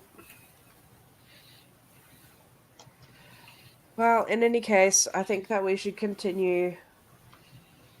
Or I don't think we're far from where Kyla was wanting to head to. Although Kyla's not here, has he been left? got some dinner. Yeah. I agree entirely with Brother Bonk. And I'm like, we should go there, and after that, we should get the fuck out of here. Yeah. Well, Kyla kind of seems off in their own little world right now. Yeah, he's I mean, this must be emotional for Kyla, I say. Maintaining the sense of eerie calm that I've been displaying for the last little while. I'm not gonna lie, I do have to go. I forgot my daughter has one last school subject today for science. Yeah, it's all good. Ben left too. Like we can call it. I've just been not wanting to step on anybody's role play. So if you got to head out, go ahead. Anyone else that wants to hang out and continue character development, you know, welcome to. I'm not like kicking anyone, but yeah, it's y'all can head off as needed and desired because we're not going to actually push forward anymore today. Just chatting. Very cool. Do I kill this stream or do we keep No. it open? We can leave it up for role play. Okay. Later, guys. Later, take it easy. Have a good night. Anybody that's not Lurith want to try some of the spider? I'll have some. I'm down to finish your science. I'm like, how about we mix some of this mushroom with that spider? You know, I have a book on underground flora and fauna that I could check to see what we would need to do with this mushroom. Please do. If worst comes to worst, Rick, can we retcon Kyla to fire breathe something for us? It's just food preparation. It's every four turns. We'll get it done. And the turn is 6 seconds in Pathfinder. It's 6 seconds in Pathfinder or D&D. It's 10 seconds in Galil. It's the same amount Okay. of time. Okay. It's the same amount of time. That 10 Okay. seconds is purely cosmetic. The seconds are less time. You know Okay. what a landslide is? You know what a tornado is? You know what a volcano is? So you could shish kebab on your sword there, and you could. I don't have a sword. I have a dagger. All right, Oh. all of those. That would work. Fast changes You don't have to be around. holding it. I'll happily hold it. Earthquake, hurricane, landslide. And tornado. Brother Punk, what is the name of Kyla's cooking technique? Slow. Oh, that's only if it's a full like chicken or something. He can do a meat flute The fast where he cooks it changes from the inside out. But just if we're doing wanted a to see if you remembered the name. yeah, I expected that you would. yep. Let me double check the books I got because I know I have underground flora and When it fauna. hits, I think that's the one that I picked up. Or something No, like that. that's definitely mine. Oh, Nira could also create fire for us as well, so we don't necessarily have to I retcon. don't We think could she also, can. any of us could also use our ever burning And torch. then What? No, one of the books that I picked Why up was not? Gatherer's Guide to Cave Flora. Much room for Oh, mushrooms. okay, never mind then. I got underground flora and fauna, and I also have cooking meats and treats. Ooh, Nice. then someone should find a recipe. Create The wood DM torch. should tell us what. Mine was more of a Gatherer's Guide as opposed to a cooking guide. Well, can you use the gatherer's guide to identify the mushrooms? Yeah, by all means. She already did. That's how you know that they're safe They're to edible. eat, and also how they then I'm- were growing a little too close to the surface. No, but do we know if they have any properties or If Hallucinogenic they're best properties. prepared a certain way. yeah, or if they're Well, I used- got the cooking book here. It might have something in it for mushroom and spiders. yeah. So yeah, what is there? Like, remember, y'all are writing these books. Well, these spiders came from these caves, and I'm sure they Alright, would have well, had to find something to eat. Those mushrooms are glowing, so I'm gonna say that they are. They probably have a very pungent, sort of cheesy flavor to them. Ooh, Cheesy. Interesting. yummy. Some And, mushroom spider fondue. Kevin, Yo, how many of them are you contributing to the meal? Make sure you remove them from your inventory. oh, I'll just toss all of them. Actually, no, I'll keep one to bring back to Micah. So 2. 2 mushrooms, and I'm sure we could scrounge I up mean, they're some. pretty good size. They're like fist-sized mushrooms. So Oh, well, Like- then I asked them, should we use 1 or 2? I'm fine using either 1 or 2, just not 3. Depends on who all's They've eating. got I guess. according to the book, they've got a strong cheese flavor. So if anything, just use them to flavor the spider meat because we've got plenty of the spider meat. Okay, so we'll just use. Oh shit! I just took it out of my inventory completely. God damn it! Well, you don't want to use just any of the spider meats. The legs you really want. Yeah, true. Internal But cards. goodness knows they were big enough. oh, come on, the mandibles are the best. And a couple of the legs are already lopped off for us by the big guy there. That's no prep. You just gotta roast those. Oh, I still do also have the centipede mandibles. I forgot Yes, to add it's those in my great. inventory. So you want to eat those, or you want to save them and see if you can do anything with them? Mm. Mhm. I'd prefer to keep with the legs, seeing as I would imagine the mandibles would need to be cooked in a certain way to cook the poison out of them, the venom. Oh, from the spiders or from the centipede? Both. No, fair. And the spider legs, you just cook them up and crack them like a crab's leg. Then we'll stick with the spider legs. There's plenty of those. No, there's really plenty of legs from the centipede. We didn't harvest the centipede legs. I don't. No, I think. know. Unless somebody wants to make the trek all the way back there. Nah. I didn't No, think no. so. I could send Crackle, but he could only carry like 1 or 2 One. legs at a time. And Yeah, he wouldn't have no way to break the legs off. I could loan him a hatchet. No, he wouldn't be able to carry anything back. He can only carry one thing. Oh, okay. Use the hatchet on it and then just leave the hatchet behind.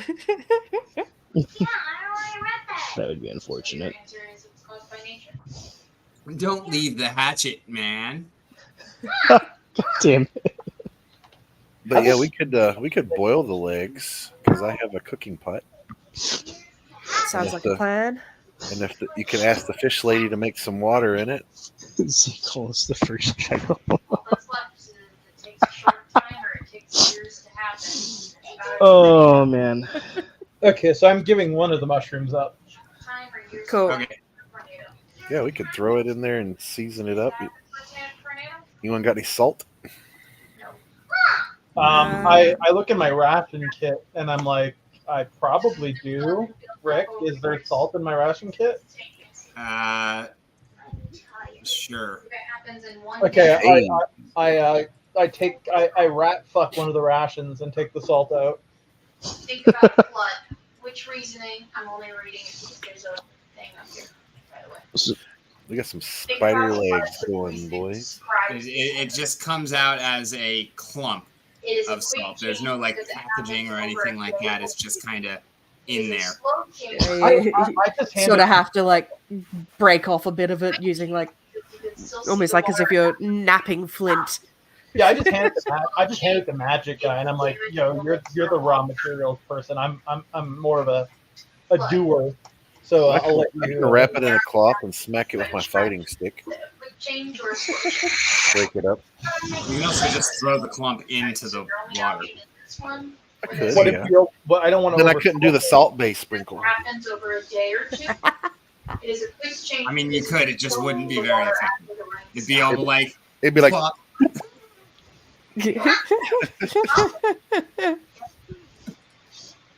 Quick change versus long change is about time and only time. I could attempt to crush the block. it's not that important. Yeah, I mean that's fine. You can very easily crush it up a little bit. You're not going to get super fine powder because you don't have like a grinder or anything, but you can definitely wrap it up and smack it, and yeah, fine. Fairheart just emphatically tells everyone that he does not like oversalted food. Okay. Why so He's- salty, bro? No, he's scared of it sweating out onto his armor and rusting his armor. Yep, pretty much. Well, do I need to make a roll on how well I cook this, or? Sure. Give me a survival. Absolutely. Don't fuck it up. I'm an expert in survival. We'll see. Wait, what's your survival modifier? Because if mine is higher, I'm cooking. Better than yours. Are you sure? Because I have like a plus a lot. He's got a +8. I have a +9, I think. Well, still, he rolled relatively okay. So I have +7. Huh? There you go. Is that easy, huh? Yeah, you have no problems with making a fine soup. Unless you It's didn't kind of make a like fuss a about hot pot, almost ramen-ish, because as the spider legs start to cook, they kind of melt and separate into long sinews. Is it Nice. kind of like pulled pork? No, it's kind of like fucking ramen. That's what I just said. No, but the sinews of the spider meat, I meant. Well, pulled pork is short and like meaty, Yeah, and they're like not long a noodles. soup. Okay. I got it. I get. Long noodles of I kinda- sinew. Yeah, I know what you mean now. Spider noodles. Cheesy spider noodles. There we go. Yeah, it's a rack and cheese. Oh my god. A rack of cheese. Oh, Jesus. One moment. That's got to be in that book. Yep. Yep. That made up for my total lack of coming up with the appropriate joke earlier. So let's see. We don't have the map up anymore. Oh, we can. Is the area that we're in? Jesus Christ, killing me. It would be Anyway. all right to leave it there. Yeah, I mean, it's not like we're taking a long rest if we call it over. Like we'll be picking up exactly where we're leaving off. Yeah. Let me get back to where I can. At most, it'd be a my short vision's all rest. screwed up. It's raining. Does Pathfinder have short rests? Yes, kind of. Well, there's like this little dead end right here. We could probably have set everything up. Turn that back on. I want to spend some time maintaining my armor and my shield. No, it'll kill my computer. Oh, I forgot that's attached. Uh-huh. Ow. Alrighty. So, Well, with I every- don't eat a lot, so dig in. So, with everybody enjoying a meal around a campfire, Zeagle is actually going to take his time. Now that things have calmed down and they're not attacking or being chased by monsters, he's going to address the whole group and say, I really must thank you as a group for rescuing me. I haven't had a chance to properly thank all of you. I'm like, I don't remember doing this, but I'm glad to have helped. To be fair, it was, if I recall, Brother Bonk that threw the bottle that freed me. But Yeah. your I have party. no recollection of this occurring. Oh, that's right. You weren't here, were you? Yeah, I didn't have power. Yeah. Oh, anyway. You were there in spirit. Yes. So Zeagle's just gonna kind of nod at each one of you in his own form of respect, and say, I'm not exactly sure what your full goal here is, but I do plan to help you see it to the end. Where are you supposed Solus to be? Like if you weren't trapped, where are you supposed to be? If I weren't trapped, I'd probably be in the ground by now. I mean, Almost like assured. location-wise. I mean, actually, hold on. Let me go look that back up.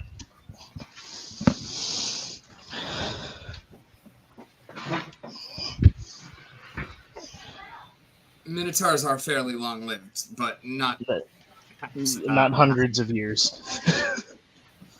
I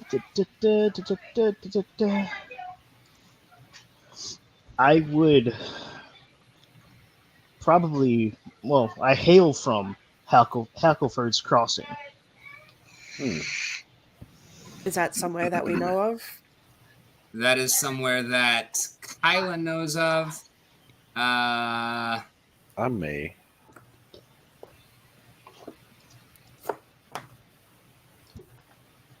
I'm pretty sure I did a check and I know of it. Yeah, I didn't come because it through, I is don't think. kind of part of Elia's sphere of influence. Yeah. But you've never been there. You don't know much about it. You'd probably recognize that it is the crossing that goes over to the swamp side, though. Yeah, and that it's fucking far and that it's dangerous. And if you were to relay that, then Brother Bonk would probably understand that is a connection to the side that he is most familiar with. I relay that to Brother Bonk, and I'm like, maybe you've crossed it. I came through the swamp, but I didn't come. I didn't come the Hackleford's Crossing way, did I? I came through the back of this mountain. No, you did actually. You I came did? through Hackleford's Crossing as well. If you crossed physically from the swamp side, you came through Hackleford's Crossing. It's the only way. Okay, well then I 100% know then. Yeah. Well, I can take you back after we're done here. I'm like, once I kill Tudor, it's been on my bucket list of places to go. The swamp? No, the Hackleford's Crossing. Oh, But I'm like, I'll go to the swamp. you don't want to go to the swamp. If Brother Bonk is coming, I'll come. Do you like swimming? Do I know how to swim? I would If I presume was where I was, because wait, was I raised in the swamp or was I raised in the forest? You were raised in the swamp. You've never been to the forest side. No. Okay, so if I was raised there, then it's sort of like You gotta know how to swim. it like I could guide you there if you really want to, but unless I'm called back, I'm not particularly wanting to go back, especially seeing as the new information that I've found. And I'm like telling Brother Bonk, look, Plate mail's not really good in the swamp. I don't know how they treat regicide where you're from, but I'm going to be killing someone who calls himself a king. So either I take his place, which I'm not particularly interested in, find someone who does, who'll let me stay, or I'm going to be on the run. How do you like the cold? I've never been in it, but I'm open to experience. I also must find a wife at some point. And I look lustily at Lurith as I say that. You know, strange enough, there is a community of elves in the Snowlands. I'm like, They make very good wine. I smile knowing that they're drows and hate them. They're not drows. There They're are no drows. drows. They're drows. They make very good wine there. Oh wait, are you talking about the wine from the ice grapes? Yes. Did you know that there's one such plant here in Alara? No, there is not. Wait, yes, there is. There's one site in Westmarch, not in Oh, Alara. it's On in this West. episode of role playing, gaslighting the DM. Wait, but I do know of it, Rick. Right? You know of it Yeah, because I'm like, you're from high society, but it is not in your kingdom. It is in the other kingdom. You know, Well, the one where you just punch the fucking king in the back of the head? It's in that kingdom. I tell Arceus that basically, like, I'm pretty sure I know what you're talking about, and there's one in Westmarch. Is that a stolen plant, or are they allowed to have it? I don't think I know the full background, do I, Rick? You are under the impression that it was gifted to them. Oh, then that must have been pretty high up the food chain to be gotten a gift like that. Let's just say it was given to a person in a kingdom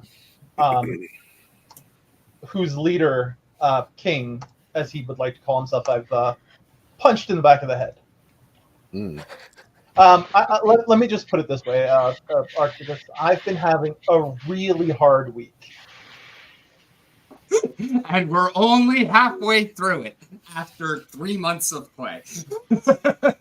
Well, just in case you get any strange ideas, you really don't want to punch me in the back of the head. You'll have a very unpleasant time. Well, I'll tell you this. The only person I would have ever punched someone in the back of the head for is now the person I'm going to kill. We should probably send a gift to that king. I'm like, no, he's a cunt. There's that C word again. Oh. What is that from? Hackleford's Crossing. It's from high society. Oh, it's a high society word. Gotcha. Oh goodness. So how old exactly are these kingdoms? Would I have known of them personally? Alaya is well over. Well, not well over. Alaya is about 1,000 years old, a little over. Okay. Westmarch is older than that. Okay. Let's see. Pardon my. And Westmarch is going to have its name changed. I just don't remember the name. Fair. I finally fucking found my diclofenac. Ah, jeez. Did we determine when my race? How long ago they started? Shisk, 50,000 years or something like that. Left on 50, 70. Is there an enlarge reduce spell in Pathfinder? No, there is enlarge Oh, and there is reduce. okay. Enlarge, reduce. Okay. And they function differently because large just takes you too large and reduce just takes you too tiny. It's not like one step up or down. And so Right. if you're already huge, Well, enlarge does nothing for you. does it work on? Your cock. I was to say, does it work on inanimate objects? Look, to I stand by what I said. yeah. I look at Lurith again.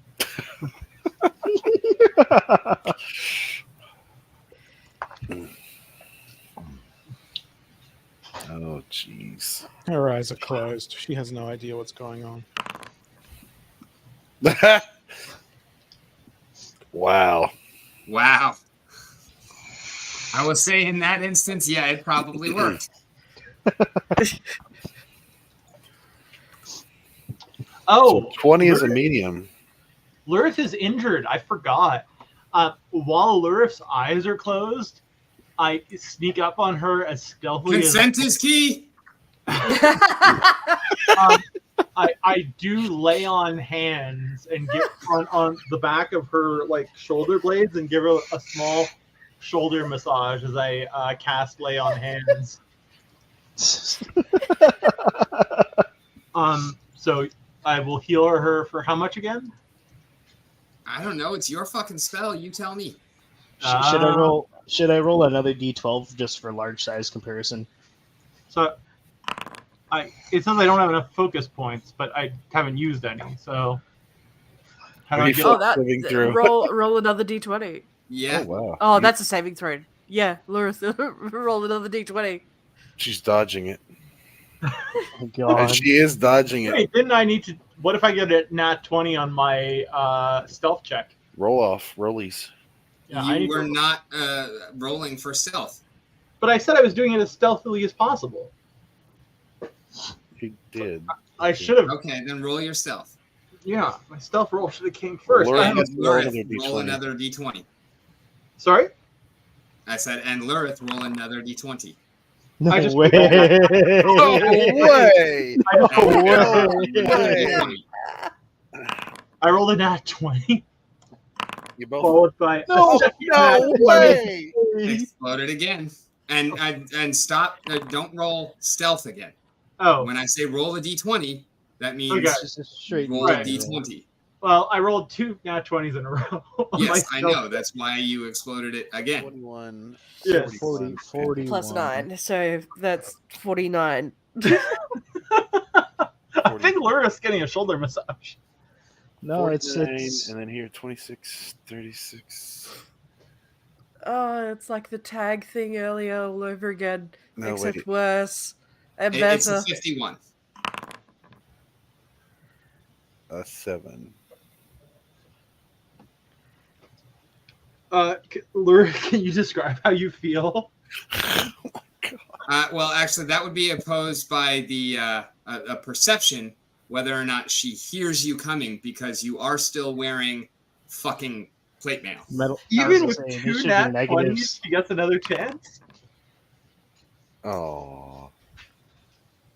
Daddy 20. It's a 9 on the die. Lurith don't hear shit. And then I will. Yeah, she does not know that you are coming. And the reflex did not help. The reflex save would give her a chance to avoid it, and that would be opposed by a touch attack because she is an unwilling target. Okay, I'll do a touch attack. So she rolled, technically, what was it? Where's my touch attack? Would that be the same thing as my hand wraps of mighty blows? Sure. 27 plus. Why do you have hand wraps of mighty blows? When I was allowed to choose weapons, I chose these for some reason. Oh, unarmed attack is what you meant. Okay. Yes. Oof. So you are able to sneak up on her, but you are not able to make contact with your touch because as she feels your presence looming over her, mouth breathing into her air bubble, she reacts quickly to get away from your groping hands and smack them away.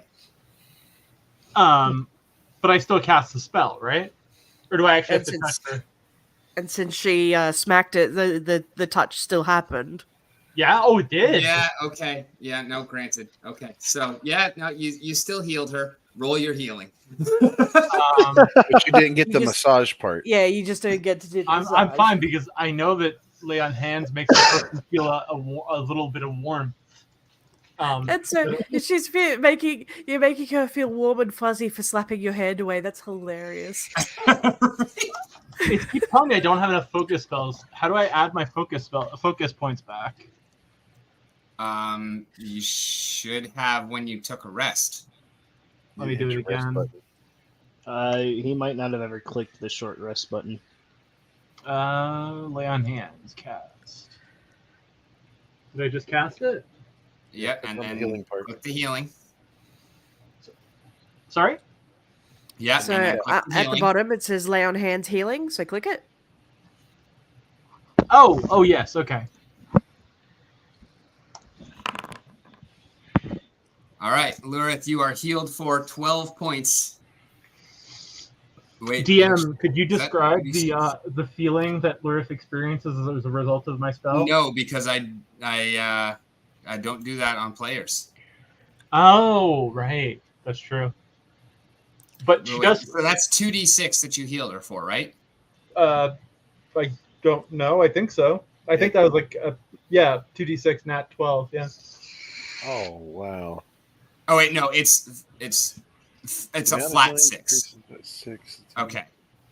It's 1d6 damage or 2d6 damage versus undead. It's a flat 6 HP. So you don't get to explode it because you didn't roll 6s. Okay. Because that's what I was looking at are we about to explode these heals as well? But I do know that this spell produces warmth. Just saying. So, Lurith, how did that make you feel? She feels the warmth and slapped your hands away again harder this time.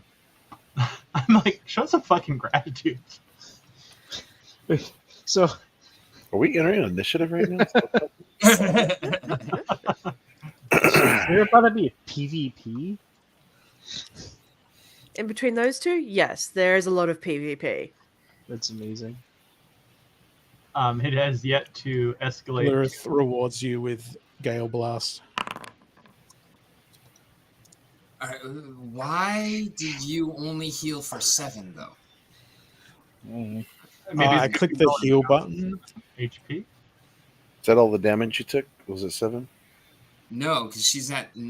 Yeah, at that point I'd already manually changed my hit points and I only had 7 health left to heal after I pressed the button. So I'm casting Gale Blast on Fairheart. What is You're Gale at Blast? 26 out of 33 right now, though. Yeah. Because I was on 13, 12 before, something like that. You were down by 14. Yeah, 14 plus 12 is 26.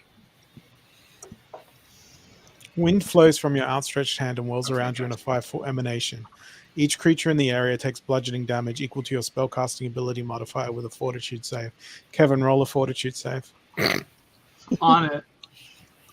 I'm like, as this is happening, I'm like, oh, is this your definition of foreplay?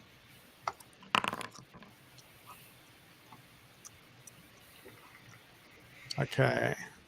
The creature takes full damage and is pushed 5 feet away from you. So what's the damage? But no, your DC was 19. Yeah, but that's Yeah, under it's on a failure. failure. No, he rolled a 22. He rolled a Yeah. 22. Say So DC half is damage. 19, so it's a failure. The creature takes full DC damage.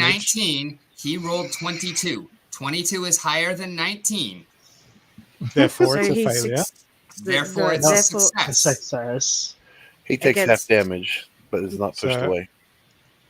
But it says on failure, the creature takes full damage and is. That's But not it's a- not a You failure. rolled it. He rolled beat over the DC. Yeah, but Yeah. my attack was a failure against his DC. That's not how. No, That's No, the Oh, saving throw. right. This I got is it the wrong him way around. saving against your attack. exactly. Yeah. Never mind. Sorry. Yeah, so it's a success. He takes half damage. Roll your damage. He did. He rolled 4. half to 2. Wait, is it a roll on damage or?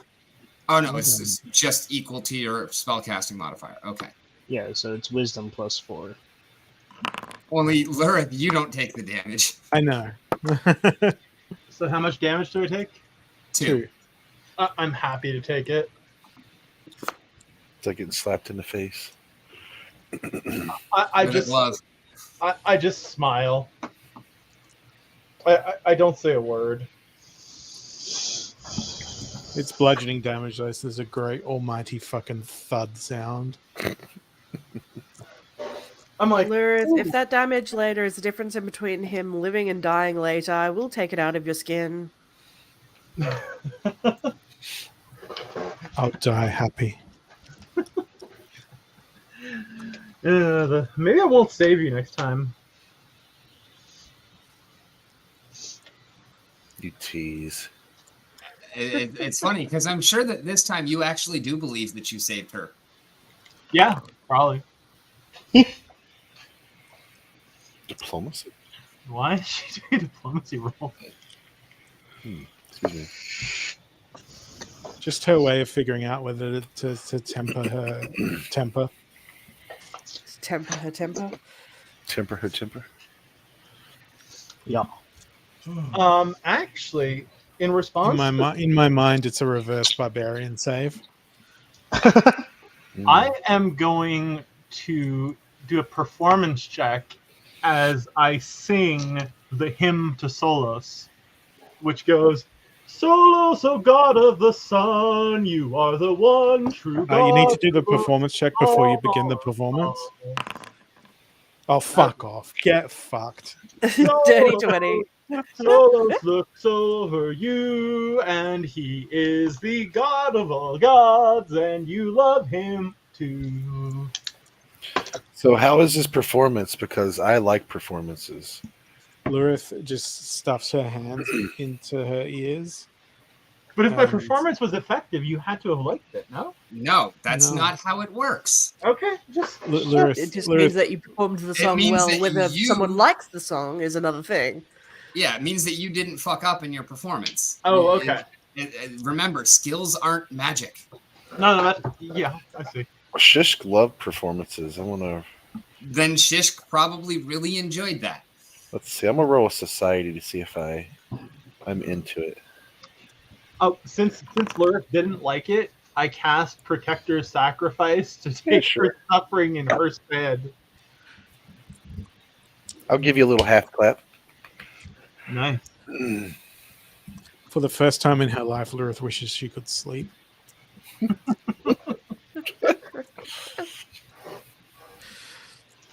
I don't have I, that skill. I move on. I move on to the next song in my repertoire, and I'm going to do gosh. another performance check. Oh, that probably didn't go over very well. So it probably sounds more like, "Where is on sleep tonight? Go crashing into the ocean." You try a couple of high notes that are just a bit too high for you and they break. Yeah.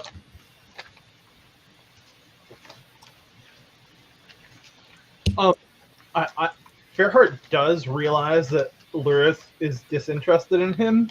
Lurith throws her finger back at him. Yeah. I hope your singing's not waking something up. Fairheart actually takes that bar of soap and just puts it in his inventory. And it's like, thank you. I could really use this down there. So I'm gonna do an extra wash. You can do a smell test if you'd like. Oh, goodness. Anyway, I'm starting to get to like. I need to take my next dose of medicine. So I'm going to go Hope you and feel lie better. down Arn. and Have take yourself my a next great dose of night. medicine. Yeah, I think we'll go ahead and call it there. Y'all, thank you so much. Wonderful session again. Glad to see the team coming together and starting to figure some things out. And thank you for playing a Minotaur, because as you can see, it was kind of important that I get this guy into the group. No, for sure. No, I'm actually excited to fully flush out like how I want the character to be played, because like we're still kind of in the process of doing that. Mm-hmm. So Yeah. eventually, I think I will end up dropping this battle axe, but I'm just waiting to see if we run into something that would be more well suited for both Swashbuckler and what Zeagle would be doing. Use Fairheart as an improvised weapon. As we, I do have untrained proficiency. as we sign off here for the night, you can please subscribe and turn on that lovely notifications bell. And you can check out the world of Galil at dragonmemories.world. So thank you for joining us as we explore Rick's beautiful world.